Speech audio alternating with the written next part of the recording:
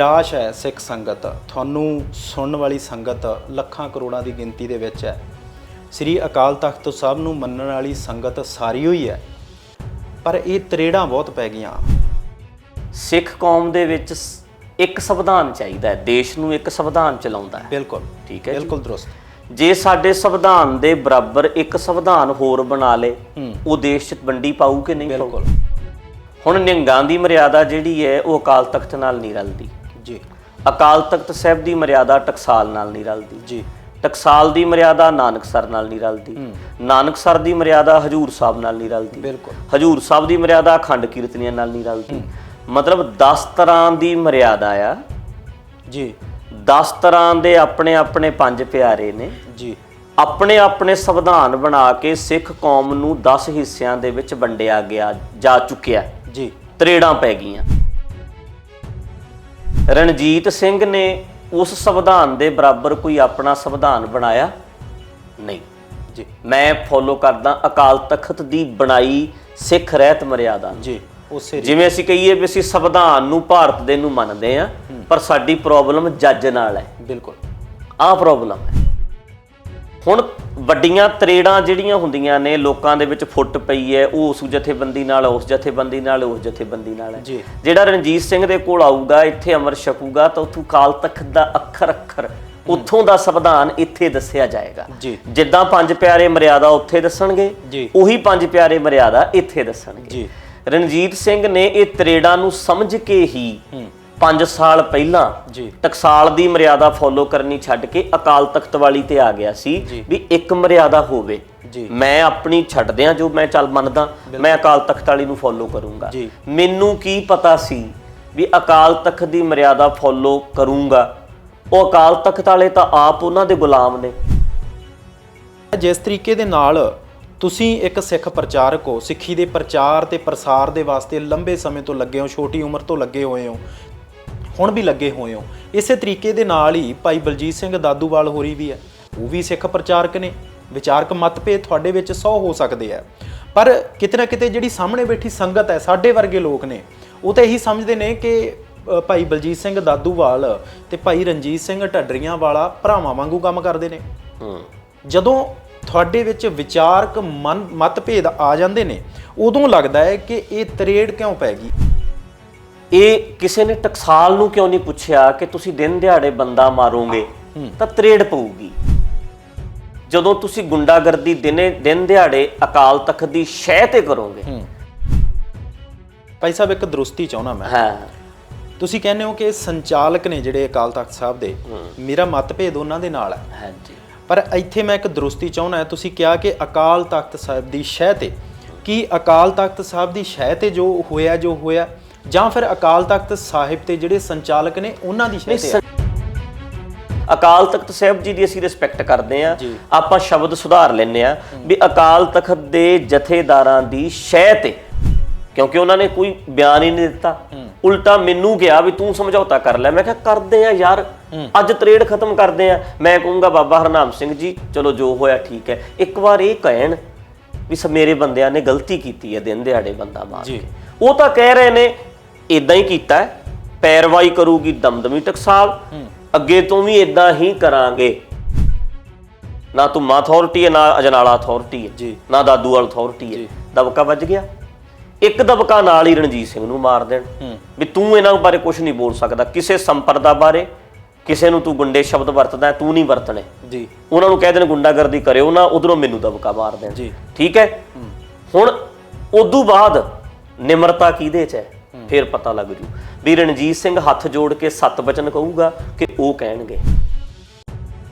ਜੇ ਉਹ ਤੁਹਾਨੂੰ ਇਸ ਤਰੀਕੇ ਦਾ ਦਬਕਾ ਮਾਰ ਦਿੰਦੇ ਆ ਤੇ ਤੁਸੀਂ ਕਹਿੰਦੇ ਹੋ ਮੈਂ ਸੱਚ ਬੋਲਦਾ, ਮੈਂ ਸੱਚ ਤੇ ਖੜਾ, ਕੀ ਤੁਸੀਂ ਸੱਚ ਬੋਲਣਾ ਬੰਦ ਕਰ ਦਿਓਗੇ ਉਹਨਾਂ ਨੂੰ 7 ਵਚਨ ਕਹਿ ਕੇ? ਨਹੀਂ, ਰਣਜੀਤ ਸਿੰਘ ਤਾਂ ਜਥੇਦਾਰ ਜੀ ਕਹਿੰਦਾ ਉਹਨਾਂ ਨੇ ਜਥੇਦਾਰ ਜੀ ਨੂੰ ਤਾਂ ਕੁਝ ਵੀ ਨਹੀਂ ਕਹਿਣਾ।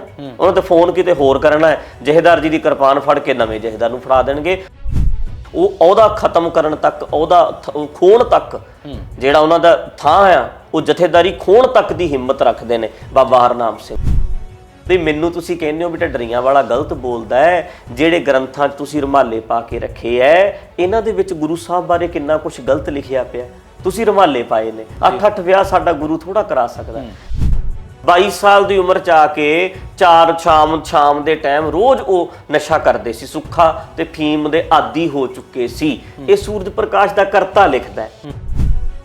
ਗੁਰੂ ਗੋਬਿੰਦ ਸਿੰਘ 4 ਵਜੇ ਰੋਜ਼ ਨਸ਼ਾ ਕਰਦੇ ਸੀ, ਮਤਲਬ ਇੱਕ ਨਸ਼ੇੜੀ ਬਣਾਇਆ ਗਿਆ ਵੀ ਗੁਰੂ ਸਾਹਿਬ ਦੇ ਸਕੇ ਹੋ ਤੁਸੀਂ ਜਦੋਂ ਉਹਦੇ ਤੇ ਰੁਮਾਲਾ ਪਾ ਕੇ ਰੱਖਦੇ ਹੋ। ਪਰ ਕਿਤੇ ਇਸ ਮਸਲੇ ਦੇ ਵਿੱਚ ਜਿੱਥੇ ਅਕਾਲ ਤਖਤ ਸਾਹਿਬ ਦਾ ਨਾਮ ਨਾਲ ਜੋੜਿਆ ਜਾਂਦਾ ਹੈ, ਹੁਕਮਨਾਮਾ ਉੱਤੋਂ ਜਾਰੀ ਹੁੰਦਾ ਹੈ, ਤੁਹਾਡੇ ਵੱਲੋਂ ਕਿਹਾ ਜਾਂਦਾ ਹੈ ਕਿ ਮੈਂ ਸ੍ਰੀ ਗੁਰੂ ਗ੍ਰੰਥ ਸਾਹਿਬ ਦੀ ਵਿਆਖਿਆ ਠੀਕ ਤਰੀਕੇ ਕਰਦਾ, ਸੂਰਜ ਪ੍ਰਕਾਸ਼ ਗ੍ਰੰਥ ਗਲਤ ਹੈ, ਤਾਂ ਉੱਥੇ ਤੁਹਾਨੂੰ ਨਹੀਂ ਲੱਗਦਾ ਕਿਤੇ ਨਾ ਕਿਤੇ ਸਿੱਖ ਸੰਗਤ ਜਿਹੜੀ ਤੁਹਾਨੂੰ ਵੀ ਸੁਣਦੀ ਹੈ, ਅਕਾਲ ਤਖਤ ਸਾਹਿਬ ਨੂੰ ਵੀ ਫੋਲੋ ਕਰਦੀ ਹੈ, ਉਹ ਕਿਤੇ ਗੁੰਮਰਾਹ ਤਾਂ ਨਹੀਂ ਹੋ ਰਹੀ? ਜਿਹੜੇ 10 ਤੁਹਾਨੂੰ ਮੈਂ ਦੱਸੇ ਨੇ ਉਹਨਾਂ ਦਾ ਚੱਲਦਾ ਧੰਦਾ। ਉਹ ਕਹਿੰਦੇ ਨੇ 11ਵਾਂ ਧੰਦਾ ਚਲਾ ਲੈ ਯਾਰ, 12ਵਾਂ ਚਲਾ ਲੈ, 13ਵਾਂ ਚਲਾ ਲੈ, ਕੋਈ ਪ੍ਰੋਬਲਮ ਥੋੜੋ ਹੈ, ਇੰਨੇ ਸਿੱਖ ਕੌਮ ਹੈ, ਜਿੰਨੇ ਮਰਜ਼ੀ ਬੁੱਧੂ ਬਣਾਓ। ਤੁਸੀਂ ਦੱਸਿਆ ਕਿ 6ਵੇਂ ਪਾਤਸ਼ਾਹ ਨੇ ਸਾਨੂੰ ਜਾਬਰ ਦੇ ਖਿਲਾਫ ਲੜਨ ਦੀ ਇੱਕ ਤਰੀਕਾ ਦੱਸਿਆ, ਤੁਸੀਂ ਕਿਵੇਂ ਉਹਦਾ ਸਾਹਮਣਾ ਕਰ ਸਕਦੇ ਹੋ, ਕਰਕੇ ਵੀ ਦਿਖਾਇਆ, ਸਾਨੂੰ ਫੋਲੋ ਵੀ ਕਰਨਾ ਚਾਹੀਦਾ। ਪਰ ਇੱਥੇ ਇਉਂ ਨਹੀਂ ਲੱਗਦਾ ਕਿ ਤੁਹਾਡਾ ਜਿਹੜਾ ਮੱਥਾ ਲੱਗਾ ਹੋਇਆ ਉਹ ਆਪਣਿਆਂ ਦੇ ਨਾਲ ਹੀ ਹੈ, ਉਹ ਜਾਬਰ ਸੀ, ਜਾਂ ਫਿਰ ਇਹਨਾਂ ਨੂੰ ਜਾਬਰ ਸਮਝਦੇ ਹੋ? ਜਿਵੇਂ ਰਾਜਨੀਤੀ ਗੰਧਲੀ ਹੈ, ਸਮਾਜ ਵਿੱਚ ਬਹੁਤ ਗੰਧਲਾਪਣ ਹੈ, ਤੇ ਧਰਮ ਸਭ ਤੋਂ ਵੱਧ ਗੰਧਲੀ ਇਹਦੇ ਵਿੱਚ ਗੁੰਡਾਗਰਦੀ ਹੈ। ਸਿਰਫ ਇੱਕ ਕਦਮ ਪਿੱਛੇ ਆ ਸ੍ਰੀ ਅਕਾਲ ਤਖਤ ਸਾਹਿਬ ਦਾ ਉਹ ਫਰਮਾਨ, ਜਦੋਂ ਇਹ ਕਹਿ ਦਿੱਤਾ ਜਾਊਗਾ ਕਿ ਭਾਈ ਰਣਜੀਤ ਸਿੰਘ ਢੱਡਰੀਆਂ ਵਾਲਿਆਂ ਨੂੰ ਪੰਥ ਦੇ ਵਿੱਚੋਂ ਛੇਕ ਦਿੱਤਾ ਗਿਆ, ਸਿਰਫ ਇੱਕ ਕਦਮ ਪਿੱਛੇ ਹੈ। ਤੁਹਾਨੂੰ ਲੱਗਦਾ ਹੈ ਕਿ ਤੁਹਾਡਾ ਮੱਥਾ ਲੱਗਾ ਹੋਇਆ, ਮੁਕਾਬਲਾ ਕਿੰਨਾ ਟਾਈਮ ਕਰ ਪਾਓਗੇ? ਛੇਕਣ ਵਾਲਾ ਮੈਂ ਅੱਧ ਪਚੱਧਾ ਤਾਂ ਛੇਕਿਆ ਹੀ ਹੋਇਆ ਜੀ, ਬਾਕੀ ਦਾ ਛੇਕ ਦੇਣਗੇ। ਮੈਨੂੰ ਇਹਦੇ ਨਾਲ ਨਹੀਂ ਕੋਈ ਪ੍ਰੋਬਲਮ, ਜੋ ਇਹਨਾਂ ਨੇ ਕਰਨਾ ਕਰ ਦੇਣ। ਮੈਂ ਹੈੱਡ ਪੁਜਾਰੀਆਂ ਵੱਲੋਂ ਛੇਕਿਆ ਜਾਂਦਾ ਤਾਂ ਛੇਕਿਆ ਜਾਵਾਂ, ਪਰ ਗੁਰੂ ਗ੍ਰੰਥ ਸਾਹਿਬ ਜੀ ਦਾ ਪਿਆਰ ਕਰਦਾ ਤੇ ਕਰਦਾ ਰਹੂੰਗਾ। ਮੇਰੇ ਪਿਆਰ ਕਰਨ ਵਾਲੇ, ਮੇਰੇ ਚਾਹਣ ਵਾਲੇ, ਉਹ ਗੁਰੂ ਗ੍ਰੰਥ ਸਾਹਿਬ ਜੀ ਦੀ ਰਿਸਪੈਕਟ ਸਦਾ ਰੱਖਣਗੇ। ਅਕਾਲ ਤਖਤ ਸਾਹਿਬ ਜਾਵਾਂਗੇ ਜਦੋਂ ਜੀ ਕਰੂਗਾ, ਛੇਕ ਵੀ ਦੇਣ, ਫਿਰ ਵੀ ਮੱਥਾ ਟੇਕ ਕੇ ਆਊਗਾ। ਸਤਿ ਸ਼੍ਰੀ ਅਕਾਲ, ਤੁਸੀਂ ਵਿਜ਼ਨ ਪੰਜਾਬ ਟੀਵੀ ਦੇਖ ਰਹੇ ਹੋ ਤੇ ਮੈਂ ਆ ਰਵੀ ਸੰਗਰਾਹੁਰ। ਸਿੱਖ ਧਰਮ ਦਾ ਇਤਿਹਾਸ ਬਹੁਤ ਵੱਡਾ ਹੈ, ਬਹੁਤ ਡੂੰਘਾਈ ਭਰਪੂਰ ਹੈ, ਜਿਹਦੀਆਂ ਮਿਸਾਲਾਂ ਵੀ ਬਾਕੀ ਧਰਮ ਵੀ ਦਿੰਦੇ ਨੇ। ਬਾਕੀ ਧਰਮਾਂ ਦੇ ਲੋਕ ਬਹੁਤ ਸਾਰੀਆਂ ਮਿਸਾਲਾਂ ਸਿੱਖ ਇਤਿਹਾਸ ਦੇ ਬਾਰੇ ਦਿੰਦੇ ਨੇ ਕਿ ਜਦੋਂ ਪੜ੍ਹਦੇ ਹਾਂ ਮਨ ਖੁਸ਼ ਹੁੰਦਾ ਹੈ ਕਿ ਇੰਨੀਆਂ ਕੁਰਬਾਨੀਆਂ ਤੇ ਇਸ ਤਰੀਕੇ ਦਾ ਇਤਿਹਾਸ ਕਿਤੇ ਹੀ ਦੇਖਣ ਨੂੰ ਮਿਲਦਾ ਹੈ। ਸਾਨੂੰ ਮਾਣ ਹੈ ਕਿ ਸਿੱਖ ਧਰਮ ਦਾ ਹਿੱਸਾ ਹੈ, ਤੇ ਨਾਲ ਦੀ ਨਾਲ ਸਿੱਖ ਧਰਮ ਦੇ ਵਿੱਚ ਇਸ ਵੇਲੇ ਜਿਸ ਤਰੀਕੇ ਦੇ ਨਾਲ ਤਰੇੜਾਂ ਨਜ਼ਰ ਆਉਂਦੀਆਂ ਕਿਤੇ ਨਾ ਕਿਤੇ, ਹਾਲਾਂਕਿ ਬਹੁਤ ਸਾਰੇ ਸੰਗਤਾਂ ਇੱਦਾਂ ਦੀਆਂ ਹੈਗੀਆਂ ਜਿਹੜੀਆਂ ਇਹਨਾਂ ਤਰੇੜਾਂ ਤੋਂ ਨਿਰਾਸ਼ ਨੇ। ਤਰੇੜਾਂ ਕਿਹਨਾਂ ਚੀਜ਼ਾਂ ਦੀਆਂ ਨੇ, ਕਿਉਂ ਪੈ ਗਈਆਂ, ਕਾਰਨ ਕੀ ਬਣ ਗਏ ਕਿ ਤਰੇੜਾਂ ਜਿਹੜੀਆਂ ਪਈਆਂ ਮਿਟਣ ਦੇ ਨੇੜੇ ਤੇੜੇ ਵੀ ਨਹੀਂ ਹੈਗੀਆਂ? ਪੂਰੀ ਗੱਲਬਾਤ ਕਰਾਂਗੇ। ਇੱਕ ਵਾਰ ਤੁਹਾਨੂੰ ਯਾਦ ਕਰਵਾ ਦਈਏ ਕਿ ਪਿਛਲੇ ਦਿਨਾਂ ਦੇ ਵਿੱਚ ਸ੍ਰੀ ਅਕਾਲ ਤਖਤ ਸਾਹਿਬ ਤੋਂ ਜਥੇਦਾਰ ਗਿਆਨੀ ਹਰਪ੍ਰੀਤ ਸਿੰਘ ਹੋਰਾਂ ਦੇ ਵੱਲੋਂ ਇੱਕ ਹੁਕਮਨਾਮਾ ਜਾਰੀ ਹੁੰਦਾ ਹੈ ਭਾਈ ਰਣਜੀਤ ਸਿੰਘ ਢੱਡਰੀਆਂ ਵਾਲਿਆਂ ਦੇ ਖਿਲਾਫ, ਜਿਸ ਦੇ ਵਿੱਚ ਕਿਹਾ ਜਾਂਦਾ ਹੈ ਕਿ ਸਿੱਖ ਸੰਗਤ ਜਿੱਥੇ ਕਿਤੇ ਵੀ ਬੈਠੀ ਆ ਜਾਂ ਸਿੱਖ ਸੰਸਥਾਵਾਂ ਨੇ, ਉਹ ਭਾਈ ਰਣਜੀਤ ਸਿੰਘ ਦੇ ਨਾਲੋਂ ਸਮਾਜਿਕ ਬਾਈਕਾਟ ਕਰ ਲੈਣ। ਸਿੱਧੇ ਤੌਰ ਤੇ ਇਸ ਤਰੀਕੇ ਕਿਹਾ ਗਿਆ।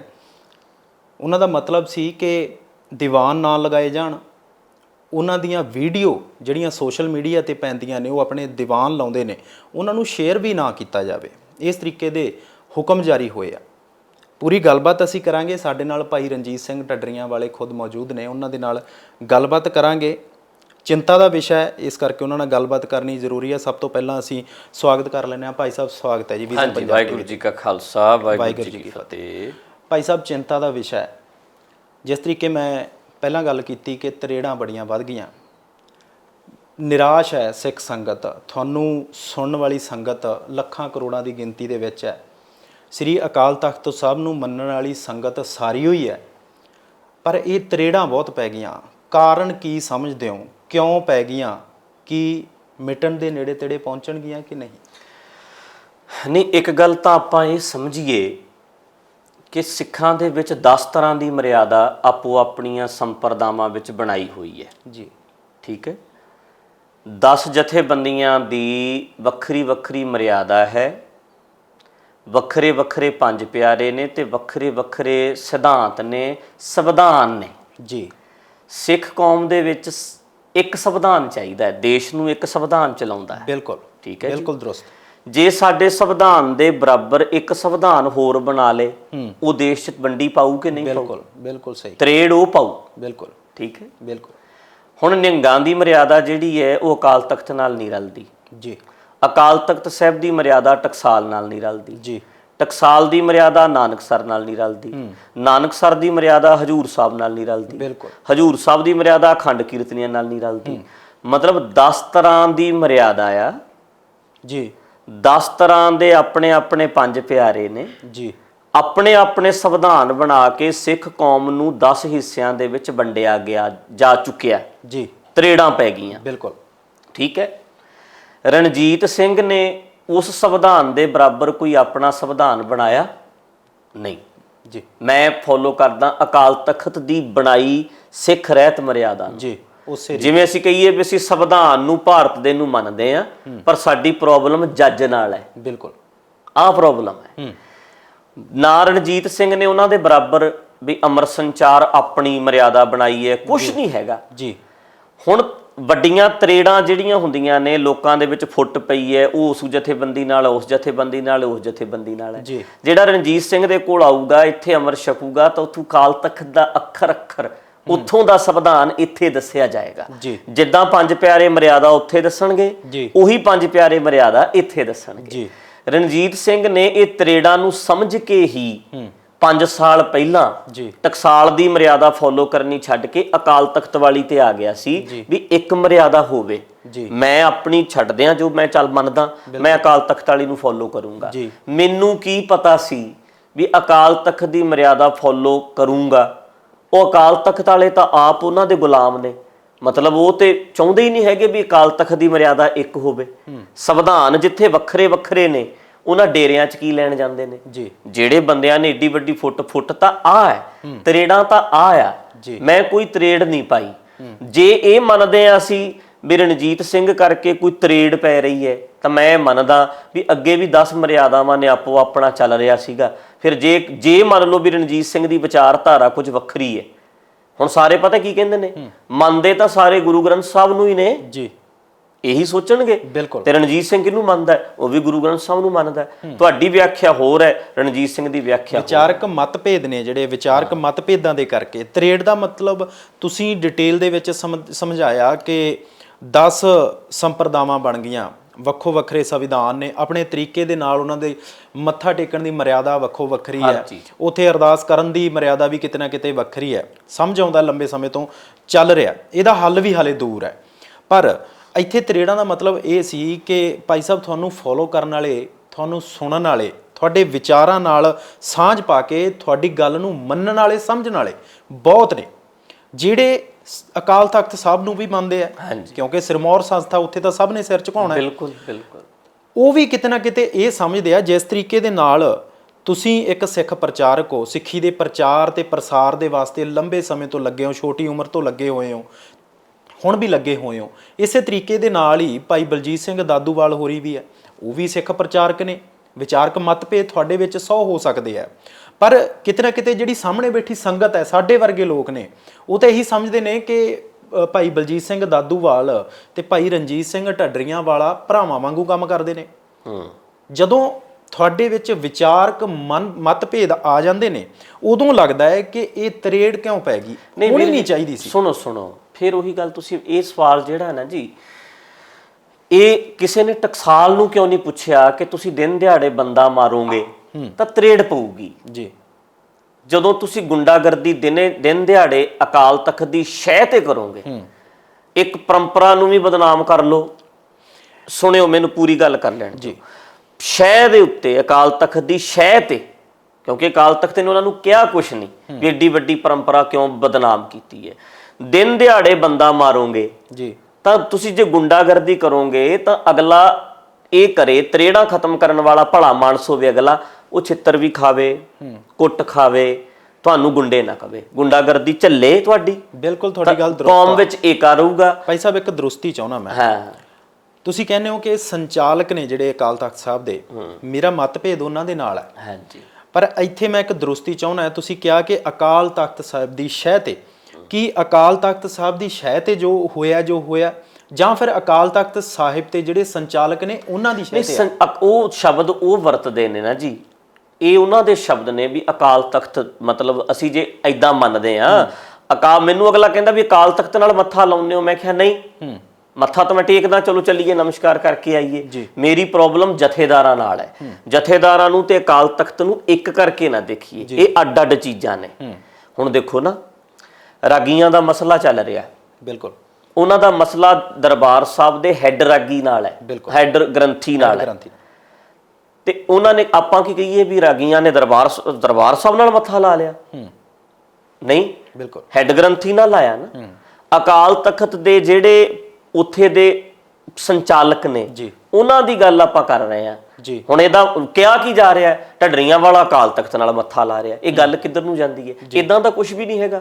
ਅਕਾਲ ਤਖਤ ਸਾਹਿਬ ਜੀ ਦੀ ਅਸੀਂ ਰਿਸਪੈਕਟ ਕਰਦੇ ਹਾਂ, ਆਪਾਂ ਸ਼ਬਦ ਸੁਧਾਰ ਲੈਂਦੇ ਹਾਂ ਵੀ ਅਕਾਲ ਤਖਤ ਦੇ ਜਥੇਦਾਰਾਂ ਦੀ ਸ਼ਹਿ ਤੇ, ਕਿਉਂਕਿ ਉਹਨਾਂ ਨੇ ਕੋਈ ਬਿਆਨ ਹੀ ਨਹੀਂ ਦਿੱਤਾ, ਉਲਟਾ ਮੈਨੂੰ ਕਿਹਾ ਵੀ ਤੂੰ ਸਮਝੌਤਾ ਕਰ ਲੈ। ਮੈਂ ਕਿਹਾ ਕਰਦੇ ਆ ਯਾਰ, ਅੱਜ ਤਰੇੜ ਖਤਮ ਕਰਦੇ ਆ। ਮੈਂ ਕਹੂੰਗਾ ਬਾਬਾ ਹਰਨਾਮ ਸਿੰਘ ਜੀ ਚਲੋ ਜੋ ਹੋਇਆ ਠੀਕ ਹੈ, ਇੱਕ ਵਾਰ ਇਹ ਕਹਿਣ ਵੀ ਮੇਰੇ ਬੰਦਿਆਂ ਨੇ ਗਲਤੀ ਕੀਤੀ ਹੈ, ਦਿਨ ਦਿਹਾੜੇ ਬੰਦਾ ਮਾਰ ਕੇ। ਉਹ ਤਾਂ ਕਹਿ ਰਹੇ ਨੇ ਇਦਾਂ ਹੀ ਕੀਤਾ, ਪੈਰਵਾਈ ਕਰੂਗੀ ਦਮਦਮੀ ਟਕਸਾਲ, ਅੱਗੇ ਤੋਂ ਵੀ ਇਦਾਂ ਹੀ ਕਰਾਂਗੇ। ਇਹ ਸਟੇਟਮੈਂਟ ਮੀਡੀਆ 'ਚ ਦੇ ਰਹੇ ਨੇ ਉਹ, ਤੇ ਮੈਨੂੰ ਕਹਿ ਰਹੇ ਹੋ ਵੀ ਢੱਡਰੀਆਂ ਵਾਲਿਆ ਤੂੰ ਏਕਾ ਕਰ ਲੈ। ਮੈਂ ਕਿਹਾ ਇਦਾਂ ਨਹੀਂ ਨਾ, ਇੱਕ ਵਾਰੀ ਕਹਿ ਦੇਣ ਵੀ ਗਲਤੀ ਹੋ ਗਈ ਯਾਰ, ਬਸ ਗੱਲ ਖਤਮ। ਜੀ ਭਾਈ ਸਾਹਿਬ, ਜਿੱਥੇ ਵਿਵਾਦ ਤੁਸੀਂ ਕਹਿੰਦੇ ਹੋ ਕਿ ਅਕਾਲ ਤਖਤ ਸਾਹਿਬ ਦੇ ਨਾਲ ਨਹੀਂ ਹੈ, ਮੰਨ ਲੈਂਦੇ ਆ ਇਹ ਵੀ ਚੀਜ਼ ਕਿ ਅਕਾਲ ਤਖਤ ਸਾਹਿਬ ਦੇ ਨਾਲ ਕੋਈ ਮੱਥਾ ਲਾ ਵੀ ਨਹੀਂ ਸਕਦਾ ਤੇ ਕਿਸੇ 'ਚ ਇੰਨੀ ਹਿੰਮਤ ਵੀ ਨਹੀਂ ਹੈ ਕਿ ਅਕਾਲ ਤਖਤ ਸਾਹਿਬ ਦੇ ਨਾਲ ਮੱਥਾ ਲਾ ਸਕੇ। ਜਿਹੜੇ ਉੱਥੋਂ ਦੇ ਸੰਚਾਲਕ ਨੇ ਉਹ ਉਹੀ ਨੇ ਜਿਹੜੇ ਇਸ ਤੋਂ ਪਹਿਲਾਂ ਬਹੁਤ ਸਾਰੇ ਭਾਈ ਸਾਹਿਬ ਰਹਿ ਕੇ ਗਏ ਨੇ ਉੱਥੇ, ਜਥੇਦਾਰ ਸਾਹਿਬ ਰਹਿ ਕੇ ਗਏ ਨੇ।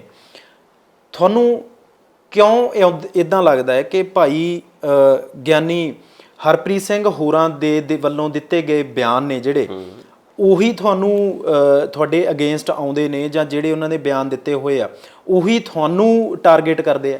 ਨਹੀਂ, ਮੈਂ ਇੱਕ ਗੱਲ ਵੀਰ ਜੀ ਕਹਿਣਾ ਵੀ ਮੈਂ ਹੁਣ ਸਪਸ਼ਟ ਇਹ ਕਹਿ ਚੁੱਕਿਆ ਵੀ ਗਿਆਨੀ ਹਰਪ੍ਰੀਤ ਸਿੰਘ ਦੋ ਦਬਕੇ ਮਾਰਨ। ਮੈਨੂੰ ਕਹਿੰਦੇ ਨੇ ਵੀ ਰਣਜੀਤ ਸਿੰਘ ਜਿੱਦੀ ਹੈ ਜੀ, ਇਹ ਮੰਨਦਾ ਨਹੀਂ, ਇਹਦੇ 'ਚ ਨਿਮਰਤਾ ਨਹੀਂ, ਇਹਦੇ 'ਚ ਹੰਕਾਰ ਹੈ ਜੀ, ਇਹ ਕਹਿੰਦੇ ਨੇ। ਮੈਂ ਕਹਿੰਦਾ ਵੀ ਅਕਾਲ ਤਖਤ ਸਾਹਿਬ ਜੀ ਦੇ ਜਥੇਦਾਰ ਜਿਹੜੇ ਨੇ, ਦੋ ਬੰਦਿਆਂ ਨੂੰ ਦਬਕੇ ਮਾਰਦੇ ਜੀ। ਇੱਕ ਮਾਰਨ ਹਰਨਾਮ ਸਿੰਘ ਨੂੰ, ਟਕਸਾਲ ਵਾਲਿਆਂ ਨੂੰ, ਕਹਿਣ ਵੀ ਉਹ ਤੁਸੀਂ ਗੁੰਡੇ ਹੋ ਜੀ, ਤੁਹਾਨੂੰ ਅਥਾਰਟੀ ਕਿਹਨੇ ਦਿੱਤੀ ਹੈ? ਚੱਕ ਕੇ ਤੁਸੀਂ ਜਦੋਂ ਜੀ ਕਰਦਾ ਹੈ ਉਹਦੇ ਪ੍ਰੋਗਰਾਮ ਰੋਕਣ ਚਲੇ ਜਾਂਦੇ ਆ ਜੀ। ਅਸੀਂ ਬੈਠੇ ਆ, ਸਾਡੇ ਕੋਲੇ ਸ਼ਿਕਾਇਤਾਂ ਲੈ ਕੇ ਆਓ, ਬਿਲਕੁਲ ਅਸੀਂ ਕਰਾਂਗੇ ਹੱਲ। ਤੁਹਾਡਾ ਨਹੀਂ ਮਤਲਬ ਜਾਣਦਾ, ਜਦੋਂ ਅਕਾਲ ਤਖਤ ਆ ਗਏ ਫਿਰ ਉਹਦੇ ਪ੍ਰੋਗਰਾਮ ਸਿੱਧੇ ਕਿਉਂ ਰੋਕਦੇ ਹੋ? ਬਿਲਕੁਲ ਫੈਸਲਾ ਤਾਂ ਤੁਸੀਂ ਸੁਣਾਤਾ, ਦੀਵਾਨ ਉਹਦੇ ਪਹਿਲਾਂ ਹੀ ਰੋਕਣ ਲੱਗ ਗਏ, ਬੰਦੇ ਦੇ ਨਹੀਂ ਦਿਨ ਦਿਹਾੜੇ ਮਾਰਤਾ। ਜਦੋਂ ਤੁਹਾਡੇ ਤੋਂ ਗੱਲ ਨਹੀਂ ਬਣੀ ਫਿਰ ਤੁਸੀਂ ਅਕਾਲ ਤਖਤ ਆ ਗਏ। ਤੁਹਾਡੇ ਲਈ ਅਕਾਲ ਤਖਤ ਸੁਪਰੀਮ ਚਾਹੀਦਾ ਜੀ, ਮੇਰੇ ਕੋਲ ਆਓ, ਦੀਵਾਨ ਨਹੀਂ ਰੋਕਣੇ ਨੂੰ ਪ੍ਰੋਗਰਾਮ ਕਰਨ ਦਿਓ। ਦਬਕਾ ਇੱਕ ਮਾਰ ਦੇਣ, ਤੁਸੀਂ ਅਥਾਰਟੀ ਨਹੀਂ ਜੀ, ਨਾ ਧੁੰਮਾ ਅਥਾਰਟੀ ਹੈ, ਨਾ ਅਜਨਾਲਾ ਅਥਾਰਟੀ ਹੈ, ਨਾ ਦਾਦੂਵਾਲ ਅਥਾਰਟੀ ਹੈ। ਦਬਕਾ ਵੱਜ ਗਿਆ, ਇੱਕ ਦਬਕਾ ਨਾਲ ਹੀ ਰਣਜੀਤ ਸਿੰਘ ਨੂੰ ਮਾਰ ਦੇਣ ਵੀ ਤੂੰ ਇਹਨਾਂ ਬਾਰੇ ਕੁਝ ਨਹੀਂ ਬੋਲ ਸਕਦਾ, ਕਿਸੇ ਸੰਪਰਦਾ ਬਾਰੇ ਕਿਸੇ ਨੂੰ ਤੂੰ ਗੁੰਡੇ ਸ਼ਬਦ ਵਰਤਦਾ, ਤੂੰ ਨਹੀਂ ਵਰਤਣੇ ਜੀ। ਉਹਨਾਂ ਨੂੰ ਕਹਿ ਦੇਣ ਗੁੰਡਾਗਰਦੀ ਕਰਿਓ ਨਾ, ਉਧਰੋਂ ਮੈਨੂੰ ਦਬਕਾ ਮਾਰ ਦੇਣ ਜੀ, ਠੀਕ ਹੈ। ਹੁਣ ਉਦੋਂ ਬਾਅਦ ਨਿਮਰਤਾ ਕਿਹਦੇ 'ਚ ਹੈ ਫਿਰ ਪਤਾ ਲੱਗ ਜੂ ਵੀ ਰਣਜੀਤ ਸਿੰਘ ਹੱਥ ਜੋੜ ਕੇ 7 ਵਚਨ ਕਹੂਗਾ ਕਿ ਉਹ ਕਹਿਣਗੇ ਜੀ, ਕਿਉਂਕਿ ਜਿਹਨੂੰ ਦਬਕਾ ਮਾਰਿਆ ਜਾਂਦਾ, ਦਬਾਇਆ ਜਾਂਦਾ, ਨਿਮਰਤਾ ਦਾ ਪਤ ਬੋਲ ਅੱਗੋਂ ਕੀ ਰਿਐਕਟ ਕਰਦਾ ਪਤਾ ਤਾਂ ਲੱਗੂ ਨਾ ਜੀ। ਅੱਜ ਤੱਕ ਉਹਨਾਂ ਨੂੰ ਕਿਹਾ ਹੀ ਕੁਛ ਨਹੀਂ। ਜਿਸ ਦਿਨ ਬਾਬੇ ਹਰਨਾਮ ਸਿੰਘ ਵਰਗਿਆਂ ਨੂੰ ਕਹਿਣਗੇ ਰਣਜੀਤ ਸਿੰਘ ਤਾਂ ਜਥੇਦਾਰ ਜੀ ਕਹਿੰਦਾ ਜੀ, ਉਹਨਾਂ ਨੇ ਜਥੇਦਾਰ ਜੀ ਨੂੰ ਤਾਂ ਕੁਝ ਵੀ ਨਹੀਂ ਕਹਿਣਾ, ਉਹਨਾਂ ਤੇ ਫੋਨ ਕਿਤੇ ਹੋਰ ਕਰਨਾ ਹੈ, ਜਥੇਦਾਰ ਜੀ ਦੀ ਕਿਰਪਾਨ ਫੜ ਕੇ ਨਵੇਂ ਜਥੇਦਾਰ ਨੂੰ ਫੜਾ ਦੇਣਗੇ। ਉਹ ਉਹਦਾ ਖਤਮ ਕਰਨ ਤੱਕ, ਉਹਦਾ ਖੋਣ ਤੱਕ ਜਿਹੜਾ ਉਹਨਾਂ ਦਾ ਥਾਂ ਆ, ਉਹ ਜਥੇਦਾਰੀ ਖੋਣ ਤੱਕ ਦੀ ਹਿੰਮਤ ਰੱਖਦੇ ਨੇ ਬਾਬਾ ਹਰਨਾਮ ਸਿੰਘ, ਉੱਥੇ ਦਬਕਾ ਨਹੀਂ ਮਾਰਦੇ ਜੀ। ਮੈਂ ਕਹਿ ਰਿਹਾ ਕਿ ਅੱਜ ਮਸਲਾ ਹੱਲ ਹੈ, ਦੋ ਦਬਕੇ ਮਾਰ ਦੇਣ, ਮੇਰੇ ਤਾਂ ਪ੍ਰੋਗਰਾਮ ਹੀ ਬੰਦ ਹੋ ਗਏ। ਸਾਂਝ ਨਾ ਰੱਖੋ, ਸਮਾਜਿਕ ਬਾਈਕਾਟ ਦਾ ਮਤਲਬ ਹੁੰਦਾ ਹੈ ਸਮਾਜਿਕ ਕਤਲ ਜੀ, ਕਿਸੇ ਬੰਦੇ ਦਾ ਬਿਲਕੁਲ ਸਮਾਜਿਕ ਕਤਲ ਕਰਤਾ। ਮੈਂ ਜਥੇਦਾਰ ਹਰਪ੍ਰੀਤ ਸਿੰਘ ਕਹਿ ਕੇ ਬੋਲ ਰਿਹਾ, ਮਤਲਬ ਇੱਕ ਦਬਕਾ ਉਧਰ ਮਾਰ ਦੇਣ, ਇੱਕ ਮੈਨੂੰ ਮਾਰ ਦੇਣ, ਫਿਰ ਨਿਮਰਤਾ ਦੋਨਾਂ ਦੀ ਚੈੱਕ ਹੋ ਜੂ ਵੀ ਨਿਮਰਤਾ ਵਾਲਾ ਭਾਈ ਸਾਹਿਬ ਆਪਾਂ ਚਲੋ ਇੱਕ ਟਾਈਮ ਵਾਸਤੇ ਇਹ ਮੰਨ ਲੈਂਦੇ ਆ ਕਿ ਤੁਹਾਡੀ ਕਹੀ ਹੋਈ ਗੱਲ ਹੈ, ਗਿਆਨੀ ਹਰਪ੍ਰੀਤ ਸਿੰਘ ਹੋਰਾਂ ਨੇ ਮੰਨ ਲਈ, ਉਹਨਾਂ ਨੂੰ ਵੀ ਦਬਕਾ ਮਾਰਤਾ, ਤੁਹਾਨੂੰ ਵੀ ਕਹਿਤਾ, ਪਰ ਤੁਸੀਂ ਕਹਿੰਦੇ ਹੋ ਕਿ ਮੈਂ ਸੂਰਜ ਪ੍ਰਕਾਸ਼ ਗ੍ਰੰਥ ਹੈ ਤੇ ਸ੍ਰੀ ਗੁਰੂ ਗ੍ਰੰਥ ਸਾਹਿਬ ਦੇ ਵਿੱਚ ਤੁਹਾਨੂੰ ਸੱਚਾਈ ਦੱਸਦਾ ਕਿ ਅਸਲ ਦੇ ਵਿੱਚ ਕੀ ਹੈ। ਸੰਪਰਦਾਵਾਂ ਤੁਸੀਂ ਸਾਨੂੰ ਸਮਝਾ ਕੇ ਹਟੇ ਹੋ ਕਿ ਤਰੇੜਾਂ ਕਿੱਥੇ ਨੇ। ਜੇ ਉਹ ਤੁਹਾਨੂੰ ਇਸ ਤਰੀਕੇ ਦਾ ਦਬਕਾ ਮਾਰ ਦਿੰਦੇ ਆ ਤੇ ਤੁਸੀਂ ਕਹਿੰਦੇ ਹੋ ਮੈਂ ਸੱਚ ਬੋਲਦਾ, ਮੈਂ ਸੱਚ ਤੇ ਖੜਾ, ਕੀ ਤੁਸੀਂ ਸੱਚ ਬੋਲਣਾ ਬੰਦ ਕਰ ਦਿਓਗੇ ਉਹਨਾਂ ਨੂੰ ਸੱਤ ਵਚਨ ਕਹਿ ਕੇ? ਨਹੀਂ, ਮੇਰੀ ਸੁਣੋ, ਉਹਦੇ ਨਾਲ ਇਹ ਹੋਊਗਾ ਵੀ ਉਹ ਜ਼ਿੰਮੇਵਾਰੀ ਲੈਣ ਵੀ ਇਹਨਾਂ ਗ੍ਰੰਥਾਂ ਦੇ ਵਿੱਚ ਜੋ ਕੁਝ ਵੀ ਹੈਗਾ ਆ ਅਸੀਂ ਵਿਚਾਰ ਕਰ ਰਹੇ ਆ, 5-7 ਸਾਲ ਲੱਗਣਗੇ, ਪੜਤਾਲੀਆ ਕਮੇਟੀ ਬਿਠਾ ਦਿੱਤੀ ਗਈ ਹੈ ਜੀ, ਇਤਿਹਾਸ ਜੋ ਸੋਧ ਕਰਨੀ ਹੈ ਕਰਾਂਗੇ, ਤੁਸੀਂ ਕੁਝ ਨਹੀਂ ਬੋਲਣਾ, ਅਸੀਂ ਹੈਗੇ ਆ ਬੈਠੇ ਜੀ, ਬਸ ਗੁਰਬਾਣੀ ਦੀ ਵਿਆਖਿਆ ਕਰੋ ਸਿੱਧੀ ਸਿੱਧੀ ਜਿਹੜੀ ਹੈ, ਤੁਹਾਨੂੰ ਇਤਿਹਾਸ ਦੇ ਉੱਤੇ ਕੋਈ ਗੱਲ ਨਹੀਂ ਕਰਨੀ ਜੀ। ਅਥਾਰਟੀ ਇਦਾਂ ਕੰਮ ਕਰਦੀ ਹੈ ਨਾ, ਜਿਨ੍ਹਾਂ ਨੇ ਕੰਮ ਲੈਣਾ ਸਾਡੇ ਵਰਗੇ ਬੰਦਿਆਂ ਤੋਂ, ਉਹ ਕੀ ਕਰਨ, ਦੂਜੇ ਧਿਰ ਨੂੰ ਤਾਂ ਕੁਝ ਵੀ ਨਹੀਂ ਕਹਿ ਰਹੇ, ਉਹਨਾਂ ਦੇ ਜਵਾਬ ਵਿੱਚ ਮੇਰੇ ਵਰਗਿਆਂ ਨੂੰ ਕਹਿਣਾ ਪਿਆ ਵੀ ਮੈਨੂੰ ਤੁਸੀਂ ਕਹਿੰਦੇ ਹੋ ਵੀ ਢੱਡਰੀਆਂ ਵਾਲਾ ਗਲਤ ਬੋਲਦਾ ਹੈ, ਜਿਹੜੇ ਗ੍ਰੰਥਾਂ 'ਚ ਤੁਸੀਂ ਰੁਮਾਲੇ ਪਾ ਕੇ ਰੱਖੇ ਐ ਇਹਨਾਂ ਦੇ ਵਿੱਚ ਗੁਰੂ ਸਾਹਿਬ ਬਾਰੇ ਕਿੰਨਾ ਕੁਝ ਗਲਤ ਲਿਖਿਆ ਪਿਆ, ਤੁਸੀਂ ਰੁਮਾਲੇ ਪਾਏ ਨੇ, 8-8 ਵਿਆਹ ਸਾਡਾ ਗੁਰੂ ਥੋੜਾ ਕਰਾ ਸਕਦਾ, ਸਾਡੇ ਗੁਰੂ ਸਾਹਿਬ ਫੀਮ ਖਾਂਦੇ ਸੀ। ਜੇ ਗੁਰੂ ਸਾਹਿਬ ਦੇ ਤੁਸੀਂ ਸਕੇ ਹੋ ਤਾਂ ਜਿਸ ਗ੍ਰੰਥ 'ਚ ਗੁਰੂ ਸਾਹਿਬ ਨੂੰ ਫੀਮ ਖਾਂਦੇ ਲਿਖਿਆ, ਰੋਜ਼ ਨਸ਼ਾ, 22 ਸਾਲ ਦੀ ਉਮਰ 'ਚ ਆ ਕੇ 4 ਸ਼ਾਮ ਦੇ ਟਾਈਮ ਰੋਜ਼ ਉਹ ਨਸ਼ਾ ਕਰਦੇ ਸੀ, ਸੁੱਖਾ ਤੇ ਫੀਮ ਦੇ ਆਦੀ ਹੋ ਚੁੱਕੇ ਸੀ, ਇਹ ਸੂਰਜ ਪ੍ਰਕਾਸ਼ ਦਾ ਕਰਤਾ ਲਿਖਦਾ ਹੈ।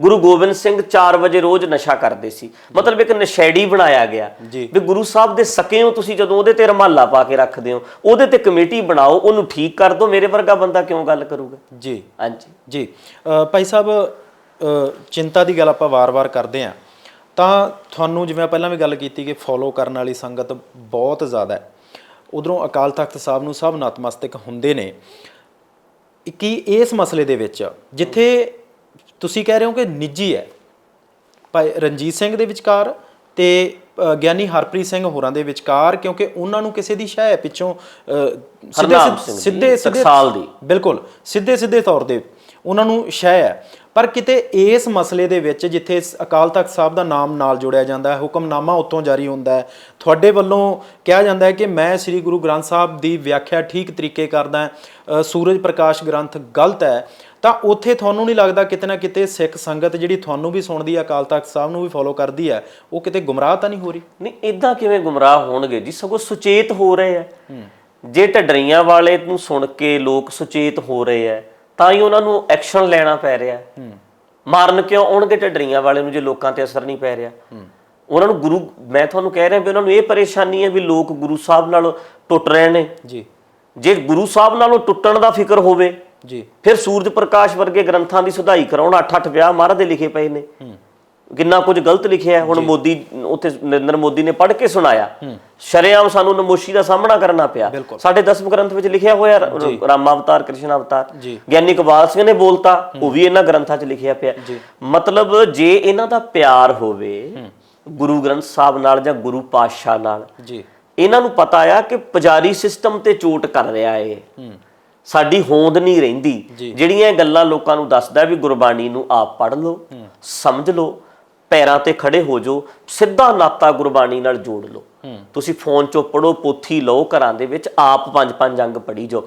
ਜੇ ਲੋਕੀ ਐ ਪੜ੍ਹਨ ਲੱਗ ਗਏ, ਹੁਣ ਇਹ ਕਹਿੰਦਾ ਵੀ ਸਹਿਜ ਪਾਠ ਆਪੇ ਕਰੋ, ਸਾਲ 'ਚ ਭੋਗ ਪਾਇਆ ਕਰੋ, 2 ਪਾਠ ਚੱਲਣ, ਤੁਹਾਡੇ ਬੱਚੇ ਦੇ ਜਨਮ ਦਿਨ ਤੇ ਆਰੰਭ ਕਰੋ, ਅਗਲੇ ਸਾਲ ਭੋਗ ਪਾ ਲਓ, 5 ਅੰਗ ਰੋਜ਼ 5 ਪੇਜ ਪੜ੍ਹ ਲਓ ਜੀ। ਮਤਲਬ ਤੁਹਾਡਾ ਸਾਲ 'ਚ ਭੋਗ ਪੈ ਗਿਆ, ਮਤਲਬ ਉਹਦੇ 'ਚ 15 ਮਿੰਟ ਤੁਸੀਂ ਰੋਜ਼ ਦੇਣੇ ਨੇ। ਪੰਜਾਬੀ ਪੜ੍ਹ ਹੀ ਲੈਂਦੇ ਆ, ਐਤਕੀ ਗਲਤ ਪੜਾਂਗੇ, ਅਗਲੀ ਵਾਰੀ ਠੀਕ ਪੜ੍ਹ ਲਾਂਗੇ। ਕੋਈ ਮਿਲ ਜੇ ਮਾੜੀ ਮੋਟੀ ਸੰਥਿਆ ਜੇ ਕਰਾ ਸਕਦਾ ਕਰ ਲਓ, ਨਹੀਂ ਤਾਂ ਨੈਟ ਤੇ ਹੈਗਾ, ਨਾਲ ਪੜ੍ਹੀ ਜਾਓ, ਇੱਕ ਵਾਰ ਗਲਤ ਪੜੋਗੇ ਅਗਲੀ ਵਾਰੀ ਠੀਕ ਹੋ ਜਾਏ। ਹੁਣ ਇਹਦੇ ਨਾਲ ਕੀ ਹੁੰਦਾ ਹੈ ਕਿ ਜਿਹੜੇ 10 ਤੁਹਾਨੂੰ ਮੈਂ ਦੱਸੇ ਨੇ ਉਹਨਾਂ ਦਾ ਚੱਲਦਾ ਧੰਦਾ, ਉਹ ਕਹਿੰਦੇ ਨੇ 11ਵਾਂ ਧੰਦਾ ਚਲਾ ਲੈ ਯਾਰ, 12ਵਾਂ ਚਲਾ ਲੈ, 13ਵਾਂ ਚਲਾ ਲੈ, ਕੋਈ ਪ੍ਰੋਬਲਮ ਥੋੜੋ ਹੈ, ਇੰਨੇ ਸਿੱਖ ਕੌਮ ਹੈ, ਜਿੰਨੇ ਮਰਜ਼ੀ ਬੁੱਧੂ ਬਣਾਓ। ਮਤਲਬ ਤੂੰ ਕੀ ਕਰਦਾ ਹੈ, ਆਪੇ ਬਾਣੀ ਪੜ੍ਹ ਲਓ, ਆਪੇ ਸਾਰਾ ਸਿਸਟਮ ਹੋ ਜਾਊਗਾ। ਐਵੇਂ ਭੇਟਾ ਜਮਾ ਕਰਾਉਣ ਤੁਰ ਜਾਂਦੇ ਹੋ, ਅਗਲਾ ਹੁਕਮਨਾਮਾ ਡਾਕ ਰਾਹੀਂ ਭੇਜ ਦਿੰਦਾ, ਮਤਲਬ ਚੱਕਰ ਪੈਂਦਾ ਕੀ, ਮਤਲਬ ਉੱਥੇ ਨਾ ਕੋਈ ਸੁਣਿਆ ਨਾ ਸਮਝਿਆ। ਗੁਰਬਾਣੀ ਨੂੰ ਅਸੀਂ ਸਮਝਣਾ ਹੈ, ਅਕਲ ਲੈਣੀ ਹੈ। ਉਹਨਾਂ ਦੀ ਮੇਰੇ ਨਾਲ ਪ੍ਰੋਬਲਮ ਅਸਲ ਵਿੱਚ ਸਾਰਿਆਂ ਦੀ ਇਹ ਹੈ, ਉਦੋਂ ਤਾਂ ਵੱਧ ਗੱਲਾਂ ਸਾਰੇ ਲੋਕਾਂ ਨੇ ਕੀਤੀਆਂ ਨੇ, ਬਹੁਤ ਅੱਜ ਵੀ ਕਰ ਰਹੇ ਨੇ। ਪਰ ਰਣਜੀਤ ਸਿੰਘ ਤੇ ਬਾਰ-ਬਾਰ ਅਟੈਕ ਇਸ ਕਰਕੇ ਕਰਦੇ ਐ ਵੀ ਜੇ ਇਹ ਕਰੂਗਾ ਤੇ ਧਰਮ ਦੇ ਨਾਂ ਤੇ ਚੱਲ ਰਿਹਾ ਜਿਹੜਾ ਧੰਦਾ ਆ ਉਹ ਖਤਰੇ 'ਚ ਪਊਗਾ। ਜਿਹੜੇ ਹਜ਼ਾਰਾਂ ਪਾਠ ਹੋ ਰਹੇ ਐ, ਹਜ਼ਾਰਾਂ ਨਹੀਂ ਲੱਖਾਂ ਪਾਠ ਹੁੰਦੇ ਐ, ਇੱਕ ਬਾਬਾ ਉੱਠਦਾ 100 ਸਰੂਪ ਪ੍ਰਕਾਸ਼ ਇੱਕੇ ਟਾਈਮ ਤੇ ਕਰ ਲੈਂਦਾ, ਤੀਜੇ ਦਿਨ ਉਹ ਭੋਗ ਪਾ ਲੈਂਦਾ, 11,000 ਰੁਪਇਆ ਪ੍ਰਬੰਧਕਾਂ ਤੋਂ ਲੈਂਦਾ ਜੀ, ਪਾਠੀਆਂ ਨੂੰ ਦਿੰਦਾ 3,000, ਅੱਗੇ ਪਾਠ ਠੇਕੇ ਤੇ ਦੇ ਦਿੰਦਾ। ਪਾਠ ਅੱਗੇ ਠੇਕੇ ਤੇ ਦਿੱਤੇ ਜਾਂਦੇ ਨੇ ਪਾਠੀਆਂ ਨੂੰ। ਤੁਹਾਡਾ ਪਾਠ ਕਰਨਾ ਹੈ, 11,000 ਤੁਹਾਡੇ ਤੋਂ ਲੈ ਲਿਆ, ਪਾਠ ਅੱਗੇ ਠੇਕੇ ਤੇ ਦੇਤਾ ਵੀ 3,000 ਤੁਹਾਨੂੰ ਪਾਠੀਆਂ ਨੂੰ ਦੇ ਦਾਂਗੇ। 8,000 ਇੱਕ ਖੰਡ ਪਾਠ ਵਿੱਚੋਂ ਬਚ ਗਿਆ ਜੀ, 100 ਖੰਡ ਪਾਠ ਇਕੱਠਾ ਰੱਖ ਲਿਆ। ਅੱਜ 48 ਘੰਟਿਆਂ ਦੇ ਵਿੱਚ 8 ਲੱਖ ਰੁਪਈਆ ਕਮਾ ਲਿਆ। ਧੰਦਾ ਚੱਲਦਾ ਸਾਡੇ। ਗੁਰੂ ਸਾਹਿਬ ਨੇ ਕਿਹਾ ਸੀ ਕਿ ਧਰਮ ਨੂੰ ਧੰਦਾ ਬਣਾ ਲਿਆ ਪੁਜਾਰੀਓ। ਉਹਨਾਂ ਦਾ ਵਿਰੋਧ ਉਸ ਵੇਲੇ ਧਰਮ ਵਿੱਚ ਬਣ ਚੁੱਕੇ ਧੰਦੇ ਦੇ ਸੀ ਜੋ ਚੱਲ ਰਿਹਾ ਸੀ। ਉਹਨਾਂ ਨੇ ਕਿਹਾ ਸੀ ਧਰਮ ਨੂੰ ਧੰਦਾ ਨਾ ਬਣਾਓ।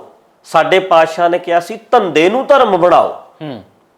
ਹੁਣ ਤੁਹਾਡਾ ਧੰਦਾ ਹੈ, ਮੰਨ ਲਓ ਤੁਸੀਂ ਪੱਤਰਕਾਰ ਬਣ ਗਏ, ਹੋਰ ਅੱਗੇ ਸੀਨੀਅਰ ਪੱਤਰਕਾਰ ਬਣੋ, ਉਦੋਂ ਅੱਗੇ ਜਾਓ, ਇਹਦੇ ਵਿੱਚ ਇਮਾਨਦਾਰੀ ਲੈ ਆਓ, ਇਹਦੇ ਚ ਸਚਾਈ ਲੈ ਆਓ, ਇਹ ਪੂਰਾ ਜੈਨੂਅਨ ਤਰੀਕੇ ਨਾਲ ਦਿਲੋਂ ਕਰੋ, ਆਪਣੀ ਟਿੱਪਣੀ ਕਰੋ, ਠੀਕ ਹੈ ਜੀ। ਤੁਸੀਂ ਧਰਮ ਆਪਣੇ ਧੰਦੇ ਨੂੰ ਧਰਮ ਬਣਾ ਲਿਆ ਜੀ, ਤੁਸੀਂ ਵੀ ਬਣਾ ਲਿਆ, ਤੁਹਾਡੇ ਪਿਤਾ ਜੀ ਜਿੱਥੇ ਕੰਮ ਕਰਦੇ ਨੇ ਉਹ ਬਣਾ ਲੈਣ, ਘਰ ਵਾਲੀ ਘਰ ਦਾ ਜ਼ਿੰਮੇਵਾਰੀ ਮਿਲੀ ਹੋਈ ਹੈ ਉਹ ਆਪਣੇ ਧਰਮ ਨੂੰ ਧੰਦਾ ਬਣਾ ਲੇ, ਬੇਬੇ ਆਪਣਾ ਕਰ ਰਹੀ ਹੈ, ਮੁੱਖ ਮੰਤਰੀ ਆਪਣੇ ਧਰਮ ਨੂੰ ਧੰਦਾ ਬਣਾ ਲਵੇ, ਤਾਂ ਧੰਦੇ ਨੂੰ ਧਰਮ ਬਣਾ ਲਵੇ, ਮਾਫ ਕਰਨਾ, ਧੰਦੇ ਨੂੰ ਧਰਮ ਬਣਾ ਲਵੇ, ਤੇ ਫਿਰ ਉਹਦੀ ਜ਼ਿੰਮੇਵਾਰੀ ਕਿੰਨੀ ਵਧੀਆ ਹੋਊਗੀ, ਹਰ ਚੀਜ਼ ਪਰਫੈਕਟ ਕਰੂਗਾ।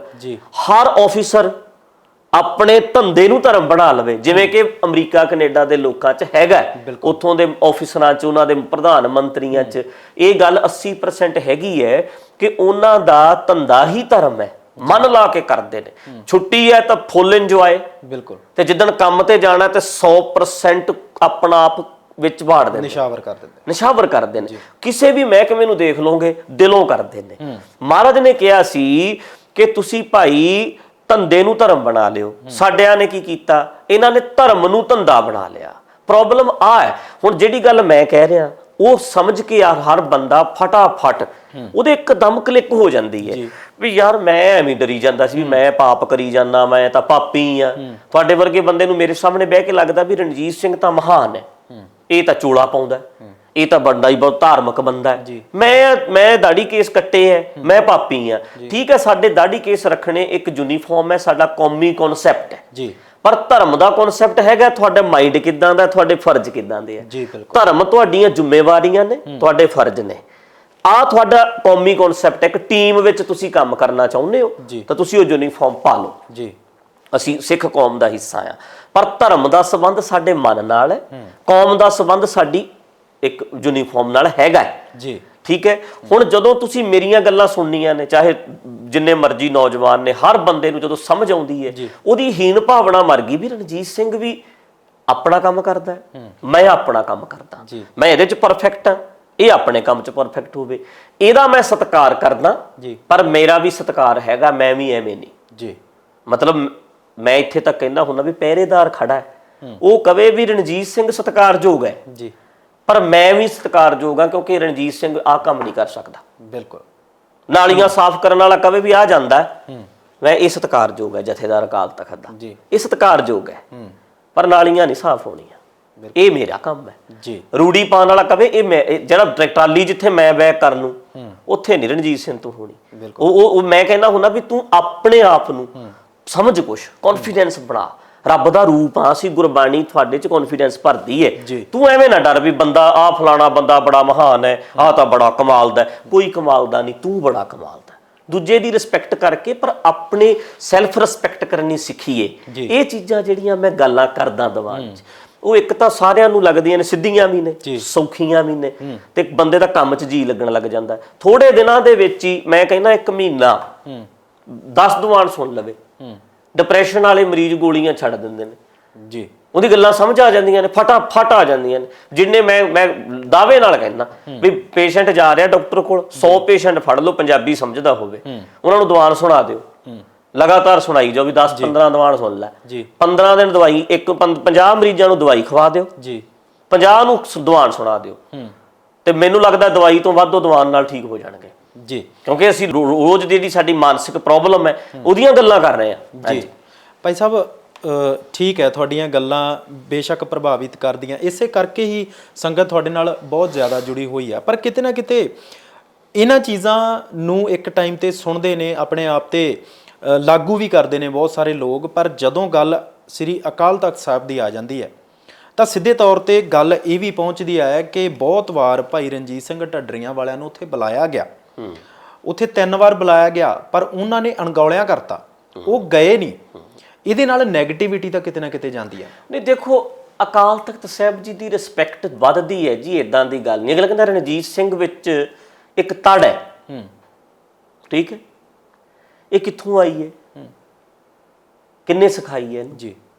ਤਾਂ ਮੈਂ ਫਿਰ ਜਦੋਂ ਮੈਂ ਮੇਰੀ ਹੁਣ ਦੀਵਾਨ ਲਾਇਆ, ਮੈਂ ਇਹਨਾਂ ਨੇ ਜੇ ਦੇਖਿਆ ਸੀ ਸੁਣਨਾ ਨਹੀਂ, ਉਹਦੇ ਮੈਂ 2 ਘੰਟੇ ਗੱਲ ਕੀਤੀ ਹੈ ਜੀ। ਮੈਂ ਕਿਹਾ ਮੈਂ ਦਰਬਾਰ ਸਾਹਿਬ ਜਦੋਂ ਗਿਆ ਨਾ ਜੀ, ਜਦੋਂ ਮੈਂ ਅਕਾਲ ਤਖਤ ਸਾਹਿਬ ਗਿਆ ਜੀ, ਤੇ ਅਕਾਲ ਤਖਤ ਦੀ ਸਿਰਜਣਾ ਹੋਈ ਸੀ ਕਿ ਵੱਡੀ ਧਿਰ ਛੋਟੀ ਧਿਰ ਨੂੰ ਦਬਾ ਰਹੀ ਸੀ ਜੀ। ਉਹ ਕਹਿੰਦੇ ਸੀ ਕਿ ਕੋਈ ਕਲਗੀ ਨਹੀਂ ਲਾ ਸਕਦਾ, ਉਹ ਕਹਿੰਦੇ ਸੀ ਕੋਈ ਸ਼ਿਕਾਰ ਨਹੀਂ ਖੇਡ ਸਕਦਾ, ਬਾਦਸ਼ਾਹ ਕਹਿੰਦਾ ਜੀ। ਬਾਦਸ਼ਾਹ ਕਹਿੰਦਾ ਸੀ ਕੋਈ ਤਖਤ ਲਾ ਕੇ ਨਹੀਂ ਬਹਿ ਸਕਦਾ, ਬਿਲਕੁਲ। ਬਾਦਸ਼ਾਹ ਕਹਿੰਦਾ ਸੀ ਕੋਈ ਨਿਸ਼ਾਨ ਨਹੀਂ ਚੁਲਾ ਸਕਦਾ। 6ਵੇਂ ਪਾਤਸ਼ਾਹ ਕਹਿਣ ਲੱਗੇ ਦਬਾਉਨੇ ਹੋ ਭਾਈ, ਧੱਕਾ ਕਰਦੇ ਹੋ ਜੀ, ਠੀਕ ਹੈ। ਕਹਿੰਦੇ ਮੈਂ ਤਾਂ ਕਲਗੀ ਕੀ ਲਾਣੀ ਹੈ, ਮੇਰੇ ਤਾਂ ਘੋੜੇ ਖੱਚਰਾਂ ਵੀ ਲਾਉਣਗੇ ਜੀ, ਆਪ ਵੀ ਲਾਈ ਜੀ, ਤੇ ਘੋੜਿਆਂ ਦੇ ਵੀ ਲਾਤੀਆਂ। ਕਹਿੰਦੇ ਸਾਡੇ ਤਾਂ ਘੋੜੇ ਵੀ ਲਾਉਣਗੇ, ਅਸੀਂ ਨਹੀਂ ਡਰਦੇ ਜੀ। ਦਬਾ ਨਾ, ਧੱਕਾ ਨਾ ਕਰ, ਹੋ ਗਈ ਗੱਲ ਜੀ। ਅੱਛਾ, ਉਸ ਤੋਂ ਬਾਅਦ ਉਹਨਾਂ ਨੇ ਕਿਹਾ ਨਿਸ਼ਾਨ ਨਹੀਂ ਕੋਈ ਲਾ ਸਕਦਾ, ਮਾਰੇ ਕਹਿੰਦੇ 2 ਲਾਉ, 2 ਲੱਗੇ ਨੇ ਨਾ ਅਕਾਲ ਤਖਤ 6ਵੇਂ ਪਾਤਸ਼ਾਹ ਦੇ 2 ਸਥਾਨ ਮੀਰੀ ਪੀਰੀ, ਉਹਨਾਂ ਨੇ 2 ਲਾਤੇ, ਕਹਿੰਦੇ 2 ਲਾਉ, ਧੱਕਾ ਨਹੀਂ ਤੇਰਾ ਚੱਲ ਸਕਦਾ ਜੀ, ਬਿਲਕੁਲ। ਕਹਿੰਦੇ ਕੋਈ ਤਖਤ ਲਾ ਕੇ ਨਹੀਂ ਬਹਿ ਸਕਦਾ।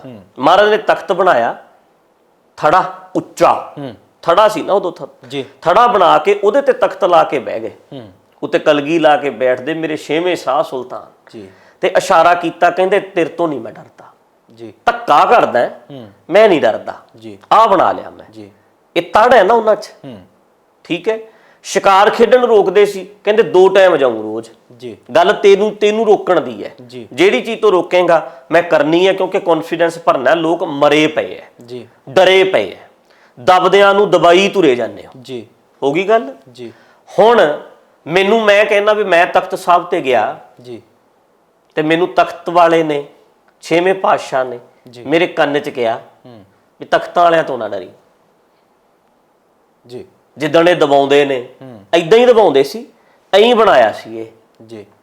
ਇਸੇ ਕਰਕੇ ਮੈਂ ਤਾਂ ਸਿੱਖਿਆ ਹੀ ਉਹਨਾਂ ਤੋਂ ਆ। ਮੈਂ ਜਿਹੜੇ ਮੇਰੇ ਬੰਦੇ ਨੇ, ਜਿਹੜੇ ਮੈਨੂੰ ਸੁਣਦੇ ਨੇ, ਉਹਨਾਂ ਦੇ ਅੰਦਰ ਅਕਾਲ ਤਖਤ ਸਾਹਿਬ ਦੀ ਰਿਸਪੈਕਟ ਹੈ, ਪਰ ਉਹਨਾਂ ਦਾ ਵੇਖਣ ਦਾ ਨਜ਼ਰੀਆ ਵੱਖਰਾ ਹੈ, ਉਹਨਾਂ ਦਾ ਪੁਆਇੰਟ ਆਫ ਵਿਊ ਵੱਖਰਾ ਹੈ। 6ਵੇਂ ਪਾਤਸ਼ਾਹ ਨੂੰ, ਅਕਾਲ ਤਖਤ ਨੂੰ ਵੇਖ ਕੇ ਉਹਨਾਂ 'ਚ ਹਿੰਮਤ ਭਰਦੀ ਹੈ।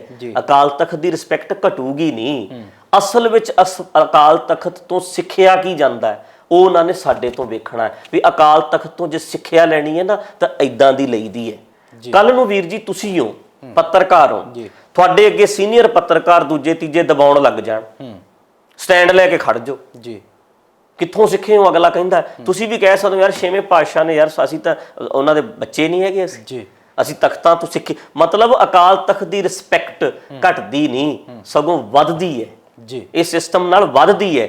ਜਦੋਂ ਹੁਣ ਵੇਖੋ 300 ਤੋਂ ਉੱਪਰ ਸਰੂਪ ਗੁੰਮ ਹੋਏ ਪਏ ਆ ਜੀ, ਕੋਈ ਪਤਾ ਲੱਗ ਰਿਹਾ ਕਿੱਥੇ ਗਏ ਸਰੂਪ। 450 ਸਰੂਪ ਕੈਨੇਡਾ ਦੇ ਵਿੱਚ ਉਹ ਸਲਾਬੇ ਗਏ, ਬੱਸ ਸਣੇ, ਬੱਸ ਖੜੀ ਇੱਥੇ ਦਿਖਾ ਰਹੇ ਨੇ, ਉੱਥੇ ਬੇੜੀ 'ਚ ਪਹੁੰਚ ਗਈ ਬੱਸ, ਮਤਲਬ ਕੰਟੇਨਰ ਦੇ ਵਿੱਚ ਗਈ, ਸਰੂਪ ਸਲਾਬੇ ਗਏ। ਕਹਿੰਦੇ ਅਕਾਲੀ ਲੀਡਰਾਂ ਕੋਲ ਟਾਈਮ ਨਹੀਂ ਸੀ ਤਾਂ ਕਰਕੇ ਲੇਟ ਹੋ ਗਏ, ਕਹਿੰਦੇ ਨਗਰ ਕੀਰਤਨ ਲੇਟ ਕਰ ਲਓ। ਕਿਉਂ ਕਰ ਲਿਆ? ਗੁਰੂ ਸਾਹਿਬ ਨੂੰ ਖਿਲਾਰ ਰੱਖਿਆ, ਖੜਾਇਆ ਹੀ ਨਹੀਂ। ਕਹਿੰਦੇ ਇਹ ਆਉਣਗੇ ਫਿਰ ਇਹ ਜਾਣਗੇ, ਫਿਰ ਲੋਕਾਂ 'ਚ ਬੱਲੇ ਬੱਲੇ ਵੀ ਹੋਊਗੀ ਵੀ ਆਏ ਨੇ ਇੰਡੀਆ ਤੋਂ, ਸਰੂਪ ਲੈ ਕੇ ਆਏ ਨੇ, ਕੱਲੇ ਕੱਲੇ ਗੁਰਦੁਆਰੇ 'ਚ ਜਾਵਾਂਗੇ, ਗੁਰੂ ਗ੍ਰੰਥ ਸਾਹਿਬ ਦੇ ਕਰਕੇ ਤਾਂ ਅਸੀਂ ਜਾਵਾਂਗੇ, ਸਤਿਕਾਰ ਹੋਊਗਾ ਵੀ ਲੀਡਰ ਵੀ ਆ ਗਏ। ਫਿਰ ਅਸੀਂ ਮਹਾਰਾਜ ਨੂੰ ਜੂਝ ਕਰਕੇ, ਵਰਤ ਕੇ, ਜਰੀਆ ਬਣਾ ਕੇ ਅਸੀਂ ਲੋਕਾਂ ਦੇ ਸਿਰਾਂ ਤੇ ਬੈਠਾਂਗੇ। ਇਹ ਕੰਮ ਕਰਨਾ ਸੀ, ਇੱਥੇ ਲੇਟ ਹੋ ਗਿਆ ਜੀ, ਇੱਥੇ ਲੇਟ ਹੋ ਗਿਆ। ਉਦੋਂ ਇਲੈਕਸ਼ਨ ਦਾ ਕੁਝ ਚੱਲ ਰਿਹਾ ਸੀ, ਸਰੂਪ ਸਲਾਬੇ ਗਏ, ਖੜਿਆ ਹੀ ਕੰਟੇਨਰ ਬੱਸ ਜਿਹੜੀ ਇਹਨਾਂ ਨੇ ਭੇਜੀ ਸੀ, 450 ਸਰੂਪ ਖੜਾ ਹੀ ਉੱਥੇ ਸਲਾਬੇ ਗਏ। ਫਿਰ ਉਹ ਉੱਥੋਂ ਕਢਾਈ ਉਹਦੇ ਕਿਸੇ ਬੰਦੇ ਨੇ ਨਿਗਾਹ ਮਾਰ ਲਈ ਵੀ ਵਿੱਚ ਕੀ ਹੈ। ਮਤਲਬ 450 ਸਰੂਪ ਉਹ ਕਿੱਦਾਂ ਹੋ ਗਿਆ। 300 ਤੋਂ ਵੱਧ ਸਰੂਪ ਹੁਣ ਨਹੀਂ ਪਤਾ ਲੱਗ ਰਿਹਾ। ਮਤਲਬ ਇਹਨਾਂ ਦਾ ਗੁਰੂ ਸਾਹਿਬ ਨਾਲ ਪਿਆਰ ਹੈ, ਜਿਨ੍ਹਾਂ ਦੇ ਅੱਗੇ ਗੱਲ ਆਪਾਂ ਕਰਦੇ ਆ। ਤਖਤ ਸਾਹਿਬ ਨਾਲ ਸਾਡਾ ਪਿਆਰ ਹੈ, ਅਸੀਂ ਸਮਝਦੇ ਆ ਵੀ ਸਟੈਂਡ ਲਈਦਾ ਗਲਤ ਬੰਦਿਆਂ ਵਾਸਤੇ। ਹੁਣ ਰਾਗੀ ਸਿੰਘ ਵੀ ਸਟੈਂਡ ਲੈ ਕੇ ਖੜੇ ਨੇ। ਹੁਣ ਅਗਲਾ ਕਹਿੰਦਾ ਯਾਰ ਤੁਸੀਂ ਦਰਬਾਰ ਸਾਹਿਬ ਦੇ ਮੱਥਾ ਲਾ ਕੇ ਬੈਠੇ ਹੋ। ਕਹਿੰਦੇ ਕਿੱਥੇ ਯਾਰ, ਸਾਡੀ ਪ੍ਰੋਬਲਮ ਇਹ ਹੈਡ ਗ੍ਰੰਥੀ ਨਾਲ ਹੈ, ਅਸੀਂ ਦਰਬਾਰ ਸਾਹਿਬ ਨਾਲ ਮੱਥਾ ਥੋੜਾ ਲਾਇਆ। ਭਾਈ ਸਾਹਿਬ ਇੱਕ ਗੱਲ ਤੁਹਾਡੀ ਗੱਲ ਦੇ ਵਿੱਚੋਂ ਮੈਂ ਇੱਕ ਸਮਝਣੀ ਚਾਹੂੰਗਾ। ਤੁਸੀਂ ਦੱਸਿਆ ਕਿ ਛੇਵੇਂ ਪਾਤਸ਼ਾਹ ਨੇ ਸਾਨੂੰ ਜਾਬਰ ਦੇ ਖਿਲਾਫ ਲੜਨ ਦੀ ਇੱਕ ਤਰੀਕਾ ਦੱਸਿਆ, ਤੁਸੀਂ ਕਿਵੇਂ ਉਹਦਾ ਸਾਹਮਣਾ ਕਰ ਸਕਦੇ ਹੋ, ਕਰਕੇ ਵੀ ਦਿਖਾਇਆ, ਸਾਨੂੰ ਫੋਲੋ ਵੀ ਕਰਨਾ ਚਾਹੀਦਾ। ਪਰ ਇੱਥੇ ਇਉਂ ਨਹੀਂ ਲੱਗਦਾ ਕਿ ਤੁਹਾਡਾ ਜਿਹੜਾ ਮੱਥਾ ਲੱਗਾ ਹੋਇਆ ਉਹ ਆਪਣਿਆਂ ਦੇ ਨਾਲ ਹੀ ਹੈ, ਉਹ ਜਾਬਰ ਸੀ, ਜਾਂ ਫਿਰ ਇਹਨਾਂ ਨੂੰ ਜਾਬਰ ਸਮਝਦੇ ਹੋ? ਨਹੀਂ, ਜ਼ਰੂਰੀ ਤਾਂ ਨਹੀਂ ਹੈਗਾ ਜੀ। ਜਿਹੜੇ ਮੰਨ ਲਓ ਸਾਡੇ ਘਰ ਦੇ ਨੇ, ਜਦੋਂ ਉਹ ਘਰ ਦੇ ਹੀ ਇਦਾਂ ਦਾ ਕੁਝ ਕਰਨ ਲੱਗ ਜਾਂਦੇ ਨੇ, ਧੱਕਾ ਕਰਨ ਲੱਗ ਜਾਣ, ਸਾਡੇ ਆਪਣੇ ਹੀ ਨੇ। ਹੁਣ ਆਪਣਾ ਹੀ ਜਦੋਂ ਇਦਾਂ ਦਾ ਕੁਝ ਕਰ ਰਿਹਾ, ਰਲੇ ਹੋਏ ਨੇ ਉਹਨਾਂ ਨਾਲ, ਇਹੀ ਜ਼ਾਲਮ ਬਣੇ ਫਿਰਦੇ ਨੇ, ਇਹੀ ਜਾਬਰ ਬਣੇ ਫਿਰਦੇ ਨੇ। ਵੀਰ ਜੀ, ਕਿਸੇ ਸਮੇਂ ਸਿੱਕਾ ਢਾਲ ਕੇ ਕੰਨ 'ਚ ਪਾਉਂਦੇ ਸੀ, ਕਹਿੰਦੇ ਰੱਬ ਦਾ ਨਾਂ ਲੈਂਦਾ ਹੈ ਜੀ। ਪੁਜਾਰੀ ਕਹਿੰਦਾ ਇਹਨੇ ਸੁਣ ਲਿਆ, ਤੂੰ ਤਾਂ ਸ਼ੂਦਰ ਆ ਓਏ ਜੀ, ਤੂੰ ਰੱਬ ਦਾ ਨਾਂ ਸੁਣ ਨਹੀਂ ਸਕਦਾ, ਇਹਦੇ ਕੰਨਾਂ 'ਚ ਸਿੱਕਾ ਢਾਲ ਕੇ ਪਾਓ। ਬਿਲਕੁਲ ਹੁੰਦਾ ਰਿਹਾ। ਜ਼ਬਾਨ ਕੱਟ ਦੋ, ਕਹਿੰਦੇ ਰੱਬ ਦਾ ਨਾਂ ਨਹੀਂ ਲੈ ਸਕਦਾ, ਸਿਰ ਕਲਮ ਕਰ ਦਿੱਤਾ ਗਿਆ। ਅੱਜ ਜੇ ਇਹਨਾਂ ਦੀ ਚੱਲੇ ਅੱਜ ਟਕਸਾਲ ਦੀ ਜਾਂ ਜਥੇਦਾਰ ਦੀ, ਕੀ ਇਹ ਸਿੱਕਾ ਢਾਲ ਕੇ ਨਾ ਜੇ ਡਿਕਟੇਟਰਸ਼ਿਪ ਹੋਵੇ? ਹੁਣ ਤਾਂ ਡੈਮੋਕ੍ਰੇਸੀ ਹੈ ਜੀ। ਸਮਾਜਿਕ ਬਾਈਕਾਟ ਕੀ ਹੈ? ਬੰਦਾ ਉਦਾਂ ਮਾਰਿਆ ਨਹੀਂ ਜਾਂਦਾ, ਲੋਕਾਂ 'ਚ ਸਮਾਜਿਕ ਬਾਈਕਾਟ ਕਰ ਦੋ। ਇਹ ਤਰੀਕਾ ਹੈ ਕਤਲ ਕਰਨ ਦਾ। ਦੋਵਾਂ ਨੂੰ ਬਰਾਬਰ ਸਮਝਦੇ ਹੋ? ਕਿੰਨਾਂ ਨੂੰ? ਜੇ ਸਿੱਕਾ ਢਾਲ ਕੇ ਪੈਂਦਾ ਸੀ ਜਾਂ ਅੱਜ ਸਮਾਜਿਕ ਬਾਈਕਾਟ ਕੀਤਾ ਲੋਕਤੰਤਰ ਦੇ ਵਿੱਚ, ਬਰਾਬਰ ਸਮਝਦੇ ਹੋ? ਸੁਣੋ ਨਾ ਜੀ, ਹੁਣ ਸਿੱਕਾ ਢਾਲ ਨਹੀਂ ਸਕਦੇ, ਹੁਣ ਨਵਾਂ ਤਰੀਕਾ ਅਪਣਾ ਲਿਆ। ਬੰਦਾ ਮਾਰ ਨਹੀਂ ਸਕਦੇ, ਉਹਦਾ ਸਮਾਜਿਕ ਕਤਲ ਕਰਨ ਦਾ ਤਰੀਕਾ ਬਣਾ ਲਿਆ। ਮਤਲਬ ਇਹ ਪੁਜਾਰੀਆਂ ਵੱਲੋਂ ਹਰ ਵੇਲੇ ਹਰ ਸਮੇਂ ਕੀਤਾ ਹੀ ਜਾਂਦਾ ਜੀ। ਉਹ ਧੱਕਾ ਆ, ਉਹਦੇ ਵਾਸਤੇ ਖੜਨਾ ਚਾਹੀਦਾ। ਅੱਜ ਇੱਕ ਰਣਜੀਤ ਸਿੰਘ ਖੜੂਗਾ ਜੀ, ਹਫ਼ਤੇ ਬਾਅਦ ਹੀ ਗ੍ਰੰਥੀ ਰਾਗੀ ਖੜ ਗਏ ਜੀ। ਰਾਗੀਆਂ ਦੇ ਸ਼ਬਦ ਨੇ, ਰਣਜੀਤ ਸਿੰਘ ਕਹਿੰਦਾ ਉੱਜੜ ਦਾ ਉੱਜੜ ਜਾ, ਪਰ ਮੈਂ ਤੁਹਾਨੂੰ ਕਿਉਂ ਧੱਕੇ ਨਾਲ ਝੁਕਾਂ ਯਾਰ, ਗਲਤੀ ਕੋਈ ਕੀਤੀ ਨਹੀਂ। ਤੁਸੀਂ ਇਲਜ਼ਾਮ ਲਾਉਂਦੇ ਹੋ, ਇਲਜ਼ਾਮ ਹੋਰ ਚੀਜ਼ ਹੈ, ਸਵਾਲ ਹੋਰ ਚੀਜ਼ ਹੈ। ਇਲਜ਼ਾਮ ਤਾਂ ਜਿੰਨੇ ਮਰਜ਼ੀ ਲਾਈ ਜੋ ਵੀ ਇਹ ਤਾਂ ਜੀ ਗੁਰੂ ਗ੍ਰੰਥ ਸਾਹਿਬ ਦਾ ਸਰਾਣਾ ਲਾਉਂਦਾ। ਹੁਣ ਬੰਦਾ ਕੀ ਇਲਜ਼ਾਮ ਦਾ ਜਵਾਬ ਦੇਵੇ? ਜੀ ਬਿਲਕੁਲ। ਇਹ ਗੁਰੂ ਸਾਹਿਬ ਨੂੰ ਗਲਤ ਬੋਲਦਾ, ਇਹ ਹਰਮੰਦਰ ਸਾਹਿਬ ਬਾਰੇ ਗਲਤ ਬੋਲਦਾ, ਇਹ ਸ਼ਬਦਾਵਲੀ ਮੈਂ ਕਹਿੰਦਾ ਦਿਖਾਓ ਮੈਨੂੰ, ਮੈਂ ਸੁਣਾਓ ਤਾਂ ਸਹੀ, ਮੈਂ ਗੁਰੂ ਸਾਹਿਬ ਨੂੰ ਗਲਤ ਕੀ ਬੋਲਤਾ ਯਾਰ ਜੀ। ਮੇਰਾ ਸੁਣੋ ਨਜ਼ਰੀਆ ਵੱਖਰਾ ਹੈ। ਹੁਣ ਮੈਂ ਖੜ ਗਿਆ ਤੇ ਗ੍ਰੰਥੀ ਕਹਿ ਰਹੇ ਨੇ, ਰਾਗੀ ਉਹ ਕਹਿੰਦੇ ਨੇ ਰਕਸ਼ੇ ਵਾਲਾਂਗੇ ਜੀ, ਪਰ ਗੁਲਾਮੀ ਨਹੀਂ ਕਰਦੇ ਜੀ, ਧੱਕਾ ਨਹੀਂ ਚੱਲਦੇ। ਖੜ ਗਏ ਨਾ ਸਟੈਂਡ ਲੈ ਕੇ, ਇਹ ਬੰਦੇ ਬਣਨਗੇ ਫਿਰ ਆਪੇ। ਜਗਤਾਰ ਸਿੰਘ ਨੂੰ ਬੰਦਾ ਬਣਨਾ ਪਊ ਜੀ। ਏਦਾਂ ਥੋੜਾ ਵੀ ਹੁਣ ਐਂ ਚੱਲੀ ਜਾਊਗਾ। ਏਦਾਂ ਖੜਾਂਗੇ, ਕੱਲ ਨੂੰ ਆਉਣ ਵਾਲੇ ਸਮੇਂ 'ਚ ਲੋਕ ਹੋਰ ਵੀ ਮਾੜੇ ਮੋਟੇ ਅਕਲ ਵਾਲੇ ਹੋਣਗੇ। ਇੰਨੀਆਂ ਬੇਅਦਬੀਆਂ ਜਿਹੜੇ ਅੰਨੇ ਵਾਹ ਸਾਰਾ ਕੁਝ ਅੰਦਰ ਅੰਦਰ ਗੁਪਤ ਤਰੀਕੇ ਨਾਲ ਕਰੀ ਜਾਂਦੇ ਨੇ, ਮਾੜੀ ਮੋਟੀ ਅਕਲ ਆਊਗੀ। ਜੇ ਸਟੈਂਡ ਲਾਉਂਗੇ ਹੀ ਨਹੀਂ, ਸਰਕਾਰਾਂ ਦੇ ਵਿਰੁੱਧ ਲੋਕੀ ਨਾ ਉੱਠਣਗੇ ਤੇ ਸਰਕਾਰਾਂ ਕਿਵੇਂ ਬਦਲਣਗੀਆਂ? ਇਹ ਵੀ ਸਾਡੇ ਵਿੱਚ ਗੁੰਡਾਗਰਦੀ ਹੈ। ਧਰਮ ਦਾ ਨਾਂ ਕਰਕੇ ਅਸੀਂ ਸਾਰੇ ਡਰਦੇ ਆ ਵੀ ਧਰਮ ਹੈ ਯਾਰ, ਧਰਮ ਸ਼ਰਧਾ ਹੈ ਯਾਰ, ਐ ਨਹੀਂ। ਇਹਦੇ ਵਿੱਚ ਵੀ ਪੂਰਾ ਮਾਫੀਆ ਹੈ। ਇਹਦੇ ਵਾਸਤੇ ਵੀ ਲੋਕਾਂ ਨੂੰ ਅਵੇਅਰ ਹੋਣਾ ਚਾਹੀਦਾ। ਜਿਵੇਂ ਰਾਜਨੀਤੀ ਗੰਦਲੀ ਹੈ, ਸਮਾਜ ਵਿੱਚ ਬਹੁਤ ਗੰਦਲਾਪਣ ਹੈ, ਤੇ ਧਰਮ ਸਭ ਤੋਂ ਵੱਧ ਗੰਦਲੀ ਇਹਦੇ ਵਿੱਚ ਗੁੰਡਾਗਰਦੀ ਹੈ। ਕਿਉਂਕਿ ਇਧਰਲੇ ਪਾਸੇ ਲੋਕੀ ਆਉਂਦੇ ਨਹੀਂ, ਡਰਦੇ ਨੇ। ਸਾਰੇ ਮਹਿਕਮਿਆਂ 'ਚ ਲੋਕ ਜਾ ਕੇ ਸਫਾਈ ਕਰਨ ਦੀ ਕੋਸ਼ਿਸ਼ ਕਰਦੇ ਨੇ। ਧਰਮ ਐਸੀ ਚੀਜ਼ ਹੈ ਜਿੱਥੇ ਸਿਆਣੇ ਬਿਆਣੇ ਪੜ੍ਹੇ ਲਿਖੇ ਚੁੱਪ ਕਰ ਜਾਂਦੇ ਨੇ ਵੀ ਛੱਡੋ ਪਰੇ ਯਾਰ, ਅਸੀਂ ਕੀ ਲੈਣਾ ਹੈ ਜੀ। ਪਰ ਚਾਹੀਦਾ ਸਾਨੂੰ ਇੱਧਰ ਕਹੀਏ। ਭਾਈ ਸਾਹਿਬ, ਤੁਸੀਂ ਕਿਹਾ ਕਿ ਮਾਫੀਆ ਹੈ, ਤੁਹਾਡੇ ਖਿਲਾਫ ਬਹੁਤ ਵੱਡਾ ਇੱਕ ਫਰਮਾਨ ਜਾਰੀ ਹੋ ਗਿਆ। ਇਸ ਤੋਂ ਬਾਅਦ ਕਿਤੇ ਨਾ ਕਿਤੇ ਉਮੀਦ ਇਹ ਵੀ ਕੀਤੀ ਜਾਂਦੀ ਸਿਰਫ ਇੱਕ ਕਦਮ ਪਿੱਛੇ ਆ ਸ੍ਰੀ ਅਕਾਲ ਤਖਤ ਸਾਹਿਬ ਦਾ ਉਹ ਫਰਮਾਨ, ਜਦੋਂ ਇਹ ਕਹਿ ਦਿੱਤਾ ਜਾਊਗਾ ਕਿ ਭਾਈ ਰਣਜੀਤ ਸਿੰਘ ਢੱਡਰੀਆਂ ਵਾਲਿਆਂ ਨੂੰ ਪੰਥ ਦੇ ਵਿੱਚੋਂ ਛੇਕ ਦਿੱਤਾ ਗਿਆ, ਸਿਰਫ ਇੱਕ ਕਦਮ ਪਿੱਛੇ ਹੈ। ਤੁਹਾਨੂੰ ਲੱਗਦਾ ਹੈ ਕਿ ਤੁਹਾਡਾ ਮੱਥਾ ਲੱਗਾ ਹੋਇਆ, ਮੁਕਾਬਲਾ ਕਿੰਨਾ ਟਾਈਮ ਕਰ ਪਾਓਗੇ? ਨਹੀਂ, ਮੁਕਾਬਲਾ ਨਹੀਂ ਵੀਰ ਜੀ। ਛੇਕਣ ਵਾਲਾ ਮੈਂ ਅੱਧ ਪਚੱਦਾ ਤਾਂ ਛੇਕਿਆ ਹੀ ਹੋਇਆ ਜੀ, ਬਾਕੀ ਦਾ ਛੇਕ ਦੇਣਗੇ, ਮੈਨੂੰ ਪੰਥ ਚੋਂ ਕੱਢ ਦੇਣਗੇ। ਪਰ ਗੁਰੂ ਗ੍ਰੰਥ ਸਾਹਿਬ ਮੇਰੇ ਦਿਲੋਂ ਤਾਂ ਨਹੀਂ ਕੱਢ ਸਕਦੇ ਨਾ ਜੀ। ਆ ਨਿਸ਼ਾਨ ਸਾਹਿਬ ਲੱਗਿਆ, ਗੁਰੂ ਗ੍ਰੰਥ ਸਾਹਿਬ ਦਾ ਪ੍ਰਕਾਸ਼ ਹੈ। ਸਿੱਖ ਹੈਗਾ, ਸਿੱਖ ਰਹੂੰਗਾ। ਆਪਣੀ ਵਿਆਖਿਆ ਵੱਖਰੀ ਕਰਦਾ, ਮੈਂ ਆਪਣੇ ਤਰੀਕੇ ਨਾਲ ਸਮਝਾਉਣਾ, ਮੈਂ ਸਮਝਾਉਂਗਾ। ਮੇਰੀ ਜ਼ਿੰਦਗੀ 'ਚ ਜਿੰਨੇ ਵੀ ਲੋਕ ਆਉਣਗੇ ਉਹ ਕਹਿਣਗੇ ਅਸੀਂ ਬਹੁਤ ਕੁਝ ਸਿੱਖੇ ਆ, ਤੇ ਮੈਂ ਕਹੂੰਗਾ ਧੰਨਵਾਦ ਗੁਰੂ ਗ੍ਰੰਥ ਸਾਹਿਬ ਦਾ ਕਰੋ। ਇਹ ਨੇ ਸਾਡੇ ਮੁਰਸ਼ਿਦ, ਸਭ ਕੁਝ ਇਹ ਨੇ ਸਾਡੇ, ਸਾਡੀ ਜਿੰਦ ਜਾਨ ਨੇ ਗੁਰੂ ਗ੍ਰੰਥ ਸਾਹਿਬ। ਇਹ ਸਾਨੂੰ ਜੋ ਮਰਜ਼ੀ ਧੱਕਣ ਇਹਨਾਂ ਨੇ ਬਿਆਸ ਵਾਲੇ ਧੱਕੇ ਸੀ, ਉਹ ਆਪਣੇ ਹਿਸਾਬ ਨਾਲ ਬਣ ਗਏ ਜਾਂ ਪਤਾ ਨਹੀਂ ਉਹ ਆਪ ਨਿਕਲੇ ਸੀ, ਮੈਨੂੰ ਨਹੀਂ ਪਤਾ। ਮਤਲਬ ਹੋਰ ਕਈ ਆਏ ਇੱਥੇ, ਪਰ ਜੇ ਹੁਣ ਮੇਰੇ ਨਾਲ ਇਦਾਂ ਕਰਦੇ ਨੇ, ਪਰ ਮੈਂ ਇਦਾਂ ਬਾਹਰ ਜਾਣ ਵਾਲਿਆਂ ਚੋਂ ਨਹੀਂ। ਮੈਂ ਗੁਰੂ ਗ੍ਰੰਥ ਸਾਹਿਬ ਨੂੰ ਪਿਆਰ ਕਰਦਾ। ਛੇਕਣ ਵਾਲਾ ਕੰਮ ਹੈ, ਹੋ ਸਕਦਾ ਉਹਨੂੰ ਵਿੱਚ ਹੀ ਰੱਖਣ, ਨਾ ਤਾਂ ਬਾਹਰ ਹੀ ਕੱਢਿਆ ਤੇ ਨਾਲੇ ਬਾਹਰ ਕੱਢੇ ਵਰਗਾ ਵੀ ਕਰਤਾ ਵੀ ਪ੍ਰੋਗਰਾਮ ਨਾ ਕਰਾਓ, ਸੁਣੋ ਨਾ, ਇਹ ਵੀ ਕਹਿਤਾ। ਤੇ ਇਹ ਵੀ ਹੋ ਸਕਦਾ ਕਿ ਇਹਨੂੰ ਵਿੱਚ ਵਿਚਾਲੇ ਲਟਕਦਾ ਜਾਂ ਰੱਖ ਲੈਣ ਵੀ ਛੇਕੋ ਵੀ ਨਾ, ਮਤਲਬ ਨਾ ਉਧਰ ਨਾ ਉਧਰ, ਮਤਲਬ ਇਦਾਂ ਵੀ ਕਰ ਸਕਦੇ ਨੇ। ਪਰ ਮੇਰੀ ਜਿਹੜਾ ਮਾਈਂਡ ਹੈ, ਮੈਂ ਤਿਆਰ ਹੀ ਆ। ਮੈਂ ਬੜੇ 4 ਸਾਲਾਂ ਤੋਂ ਮੈਨੂੰ ਦਿਸ ਰਿਹਾ, ਮੈਂ ਜਿੱਥੇ ਜਿੱਥੇ 4 ਸਾਲ ਚ ਦਿਮਾਗ ਲਾਏ ਨੇ, ਹਰ ਜਗ੍ਹਾ ਮੈਂ ਬੋਲ ਕੇ ਆਇਆ ਵੀ ਮੈਂ ਐਤਕੀ ਆਇਆ, ਪਤਾ ਨਹੀਂ ਮੈਂ ਮੁੜ ਕੇ ਆਊਂਗਾ ਕਿ ਨਹੀਂ। ਇਹ ਤਾਂ ਅੱਜ ਕਰਦੇ ਨੇ, ਕੱਲ ਕਰਦੇ ਨੇ, ਮੈਨੂੰ ਲੱਗਦਾ ਸੀ, ਇਸ ਕਰਕੇ ਹੁਣ ਹੋ ਗਿਆ, ਉਹ ਦਿਸਦਾ ਹੀ ਸੀ। ਤਾਂ ਕਰਕੇ ਮੈਨੂੰ ਇਹਦੇ ਨਾਲ ਨਹੀਂ ਕੋਈ ਪ੍ਰੋਬਲਮ। ਜੋ ਇਹਨਾਂ ਨੇ ਕਰਨਾ ਕਰ ਦੇਣ। ਮੈਂ ਹੈੱਡ ਪੁਜਾਰੀਆਂ ਵੱਲੋਂ ਛੇਕਿਆ ਜਾਂਦਾ ਤਾਂ ਛੇਕਿਆ ਜਾਵਾਂ, ਪਰ ਗੁਰੂ ਗ੍ਰੰਥ ਸਾਹਿਬ ਜੀ ਦਾ ਪਿਆਰ ਕਰਦਾ ਤੇ ਕਰਦਾ ਰਹੂੰਗਾ। ਮੇਰੇ ਪਿਆਰ ਕਰਨ ਵਾਲੇ, ਮੇਰੇ ਚਾਹਣ ਵਾਲੇ, ਉਹ ਗੁਰੂ ਗ੍ਰੰਥ ਸਾਹਿਬ ਜੀ ਦੀ ਰਿਸਪੈਕਟ ਸਦਾ ਰੱਖਣਗੇ। ਅਕਾਲ ਤਖਤ ਸਾਹਿਬ ਜਾਵਾਂਗੇ ਜਦੋਂ ਜੀ ਕਰੂਗਾ, 6 ਵੀ ਦਿਨ ਫਿਰ ਵੀ ਮੱਥਾ ਟੇਕ ਕੇ ਆਊਂਗਾ। ਜੀ ਸਰ, ਆਖਰੀ ਸਵਾਲ ਆ ਭਾਈ ਸਾਹਿਬ ਕਿ ਇਸ ਮਸਲੇ ਦੇ ਹੱਲ ਵਾਸਤੇ ਤੁਸੀਂ ਦੱਸਿਆ ਕਿ ਜਥੇਦਾਰ ਸਾਹਿਬ ਇਹ 2 ਚੀਜ਼ਾਂ ਕਰਨ, ਅਸੀਂ ਮੰਨਾਂਗੇ, ਮਸਲੇ ਦਾ ਹੱਲ ਹੋ ਜਾਣਾ। ਬਿਲਕੁਲ। ਰਣਜੀਤ ਸਿੰਘ ਉੱਥੇ ਜਾਣਗੇ ਵੀ, ਉੱਥੇ ਨਤਮਸਤਕ ਵੀ ਹੋਣਗੇ, ਉਹਨਾਂ ਦਾ ਕਿਹਾ 7 ਵਚਨ ਵੀ ਮੰਨਣਗੇ। ਹੁਣ ਇਹਦੇ ਵਿਚਕਾਰਲਾ ਰਸਤਾ ਕੀ ਸਮਝਦੇ ਹੋ? ਜਿਸ ਤਰੀਕੇ ਕਮੇਟੀ ਸ੍ਰੀ ਅਕਾਲ ਤਖਤ ਸਾਹਿਬ ਤੋਂ ਬਣਦੀ ਹੈ, ਕੀ ਤੁਹਾਡੇ ਵੱਲੋਂ ਇਸ ਤਰੀਕੇ ਦੀ ਕੋਈ ਕਮੇਟੀ ਨਹੀਂ ਬਣ ਸਕਦੀ ਹੈ? ਕਮੇਟੀਆਂ ਆਪਸ 'ਚ ਬੈਠਣ, ਆਪਸ 'ਚ ਗੱਲਬਾਤ ਕਰਨ, ਉਸ ਤੋਂ ਬਾਅਦ ਤੁਹਾਡੇ ਨਾਲ ਗੱਲਬਾਤ ਕੀਤੀ ਜਾਵੇ, ਜਾਂ ਜਿਹੜਾ ਤੁਸੀਂ ਪਲੇਟਫਾਰਮ ਕਹਿੰਦੇ ਹੋ ਕਿ ਕਿਸੇ ਮੀਡੀਆ 'ਤੇ ਆ ਜਾਓ ਤੁਸੀਂ, ਆਪਾਂ ਉੱਥੇ ਮੈਨੂੰ ਦਿਖਾਓ ਮੇਰੀਆਂ ਗਲਤੀਆਂ ਕੀ ਹੈ, ਜਾਂ ਉਸੇ ਪਲੇਟਫਾਰਮ ਨੂੰ ਤੁਸੀਂ ਸਹੀ ਸਮਝਦੇ ਹੋ? ਨਹੀਂ, ਇੱਦਾਂ ਨਹੀਂ ਵੀਰ ਜੀ। ਹੁਣ ਜਥੇਦਾਰ ਜੀ ਦੀ ਸਟੇਟਮੈਂਟ ਖੁਦ ਦੀ ਆਈ ਹੈ ਕਿ 33 ਗਲਤੀਆਂ ਇਲਜ਼ਾਮ ਲੱਗੇ ਸੀਗੇ, ਵਿੱਚੋਂ 13 ਨਿਕਲੀਆਂ। ਠੀਕ ਹੈ ਜੀ। ਮਤਲਬ 23 ਇਲਜ਼ਾਮ ਨੇ, 33 ਸ਼ਿਕਾਇਤਾਂ ਚੋਂ 13 ਚ ਇਸ ਦੋਸ਼ੀ ਪਾਇਆ ਸੀ, ਉਹ ਆਪ ਕਹਿੰਦੇ ਨੇ।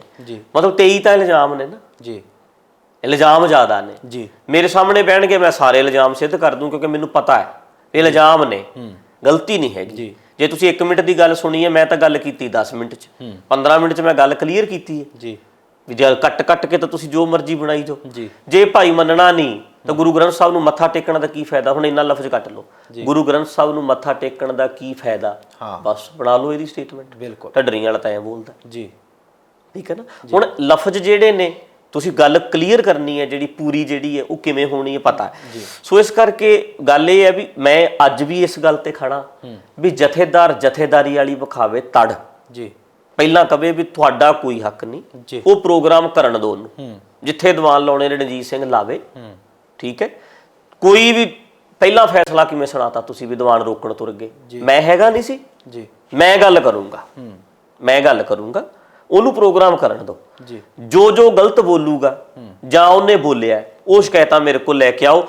ਤੁਹਾਨੂੰ ਅੱਜ ਤੋਂ ਬਾਅਦ ਕੋਈ ਹੱਕ ਨਹੀਂ ਕਿ ਤੁਸੀਂ ਢੱਡਰੀਆਂ ਵਾਲੇ ਬਾਰੇ ਸਟੇਟਮੈਂਟ ਦਿਓ ਜਾਂ ਉਹਦੇ ਦੀਵਾਨ ਰੋਕਣ ਜਾਓ ਜੀ। ਇੱਕ ਦਬਕਾ ਉਹਨਾਂ ਨੂੰ ਵੱਜ ਗਿਆ, ਦੂਜਾ ਦਬਕਾ ਰਣਜੀਤ ਸਿੰਘ ਨੂੰ ਮਾਰ ਦੇਣ ਵੀ ਤੂੰ ਦੇ ਦੀਵਾਨ, ਜੇ ਇੱਕ ਵੀ ਤੇਰੀ ਸ਼ਿਕਾਇਤ ਆ ਗਈ ਤੇ ਕੋਈ ਪ੍ਰੋਬਲਮ ਹੈ ਗ੍ਰੰਥਾਂ ਨਾਲ ਜਾਂ ਇਹਨਾਂ ਨਾਲ, ਤਾਂ ਮੇਰੇ ਨਾਲ ਆ ਕੇ ਗੱਲ ਕਰ ਲੈ। ਮੈਂ ਆਪੇ ਕਮੇਟੀ ਬਣਾਵਾਂ, ਮੈਂ ਇਹਨਾਂ ਨਾਲ ਗੱਲ ਕਰਾਂ, ਮੈਂ ਕਰੂੰਗਾ ਜੀ। ਮੈਂ ਆਪੇ ਕਹੂੰਗਾ ਵੀ ਦੇਖੋ ਜੀ, ਜੱਜ ਨੇ ਜੱਜ ਵਾਲਾ ਕੰਮ ਕਰਿਆ ਜੀ। ਬਿਲਕੁਲ ਠੀਕ ਹੈ ਨਾ ਜੀ। ਆਪੇ ਹੀ ਸਾਡਾ ਜੀ ਕਰੂਗਾ ਵੀ ਯਾਰ ਨਿਰਪੱਖ ਬੰਦਾ ਠੋਕ ਕੇ ਸਟੇਟਮੈਂਟ ਦਿੱਤੀ ਹੈ। ਪਰ ਮੈਨੂੰ 100% ਪਤਾ ਵੀਰ ਜੀ, ਐਡੀ ਵੱਡੀ ਸਟੇਟਮੈਂਟ ਉਹਨਾਂ ਨੂੰ ਦੇਣੀ, ਉਹ ਤਾਂ ਪਤਾ ਤਾਂ ਨਿਮਰਤਾ ਦਾ ਉਹਦੇ ਲੱਗੂ। ਜਿਹੜਾ ਡਰੀਆਂ ਵਾਲਾ ਤਾਂ ਹੱਥ ਜੋੜਦਾ ਹਰ ਗੱਲ 'ਚ, ਆਉਣ ਨੂੰ ਵੀ ਤਿਆਰ ਹੈ।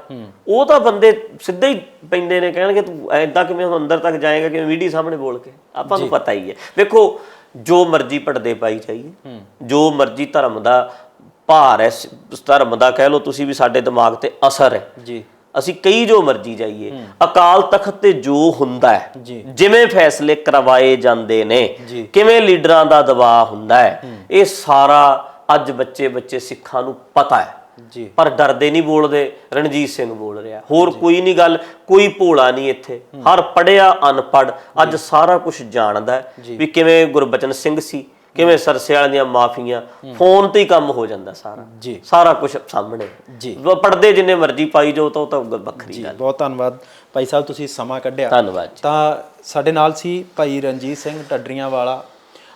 ਅੱਜ ਕੱਲ੍ਹ ਜਿਹੜਾ ਵਿਵਾਦ ਛਿੜਿਆ ਹੋਇਆ ਦੋਹਾਂ ਧਿਰਾਂ ਨੂੰ ਲੈ ਕੇ, ਭਾਈ ਰਣਜੀਤ ਸਿੰਘ ਢੱਡਰੀਆਂ ਵਾਲਾ ਬਨਾਮ ਗਿਆਨੀ ਹਰਪ੍ਰੀਤ ਸਿੰਘ ਜੀ ਕਹਿ ਸਕਦੇ ਹਾਂ ਆਪਾਂ, ਸਿੱਧੇ ਤੌਰ ਤੇ ਉਹਨਾਂ ਨੇ ਕਿਹਾ ਹੈ ਕਿ ਮੈਂ ਨਿਮਰਤਾ ਨਾਲ ਜਾਊਂਗਾ, ਪਰ ਹੁਕਮ ਜਿਹੜੇ ਆ ਉਹ ਸ੍ਰੀ ਅਕਾਲ ਤਖਤ ਸਾਹਿਬ ਤੋਂ ਅਸਲ ਜਥੇਦਾਰ ਸਾਹਿਬ ਵੱਲੋਂ ਹੋਣ ਮੁਤਾਬਿਕ ਉਹਨਾਂ ਦੇ ਕਿ ਜਿਹੜੇ ਹੁਣ ਜਥੇਦਾਰ ਸਾਹਿਬ ਹੈ ਉਹ ਅਸਲ ਨਹੀਂ ਨਜ਼ਰ ਆਉਂਦੇ, ਉਹ ਕਾਬਲ ਨਹੀਂ ਨਜ਼ਰ ਆਉਂਦੇ। ਜਦੋਂ ਹੁਕਮ ਇਦਾਂ ਦੇ ਹੋਣਗੇ ਤਾਂ ਉਹ ਜਾਣਗੇ ਵੀ, ਨਤਮਸਤਕ ਵੀ ਹੋਣਗੇ। ਹੁਣ ਦੇਖਣਾ ਇਹ ਹੋਏਗਾ ਕਿ ਜਿਸ ਤਰੀਕੇ ਦਾ ਵਿਵਾਦ ਛਿੜਿਆ ਹੋਇਆ ਤੇ ਜਿਸ ਤਰੀਕੇ ਦੇ ਨਾਲ ਭਾਈ ਰਣਜੀਤ ਸਿੰਘ ਢੱਡਰੀਆਂ ਵਾਲਿਆਂ ਦੇ ਵੱਲੋਂ ਮੰਗ ਰੱਖੀ ਜਾ ਰਹੀ ਹੈ ਕਿ ਇਹ ਇਦਾਂ ਹੋਏਗਾ ਤਾਂ ਇਹ ਵਿਵਾਦ ਖਤਮ ਹੋਣਾ, ਇਹ ਇਸ ਤਰੀਕੇ ਹੁੰਦਾ ਹੈ ਜਾਂ ਨਹੀਂ ਹੁੰਦਾ, ਇਹ ਸਭ ਭਵਿੱਖ ਦੀ ਬੁੱਕਲ ਦੇ ਵਿੱਚ ਆ। ਫਿਲਹਾਲ ਸੰਗਤਾਂ ਨੂੰ ਉਮੀਦ ਜ਼ਰੂਰ ਹੈ ਕਿ ਵਿਵਾਦ ਜਲਦੀ ਖਤਮ ਹੋਏਗਾ।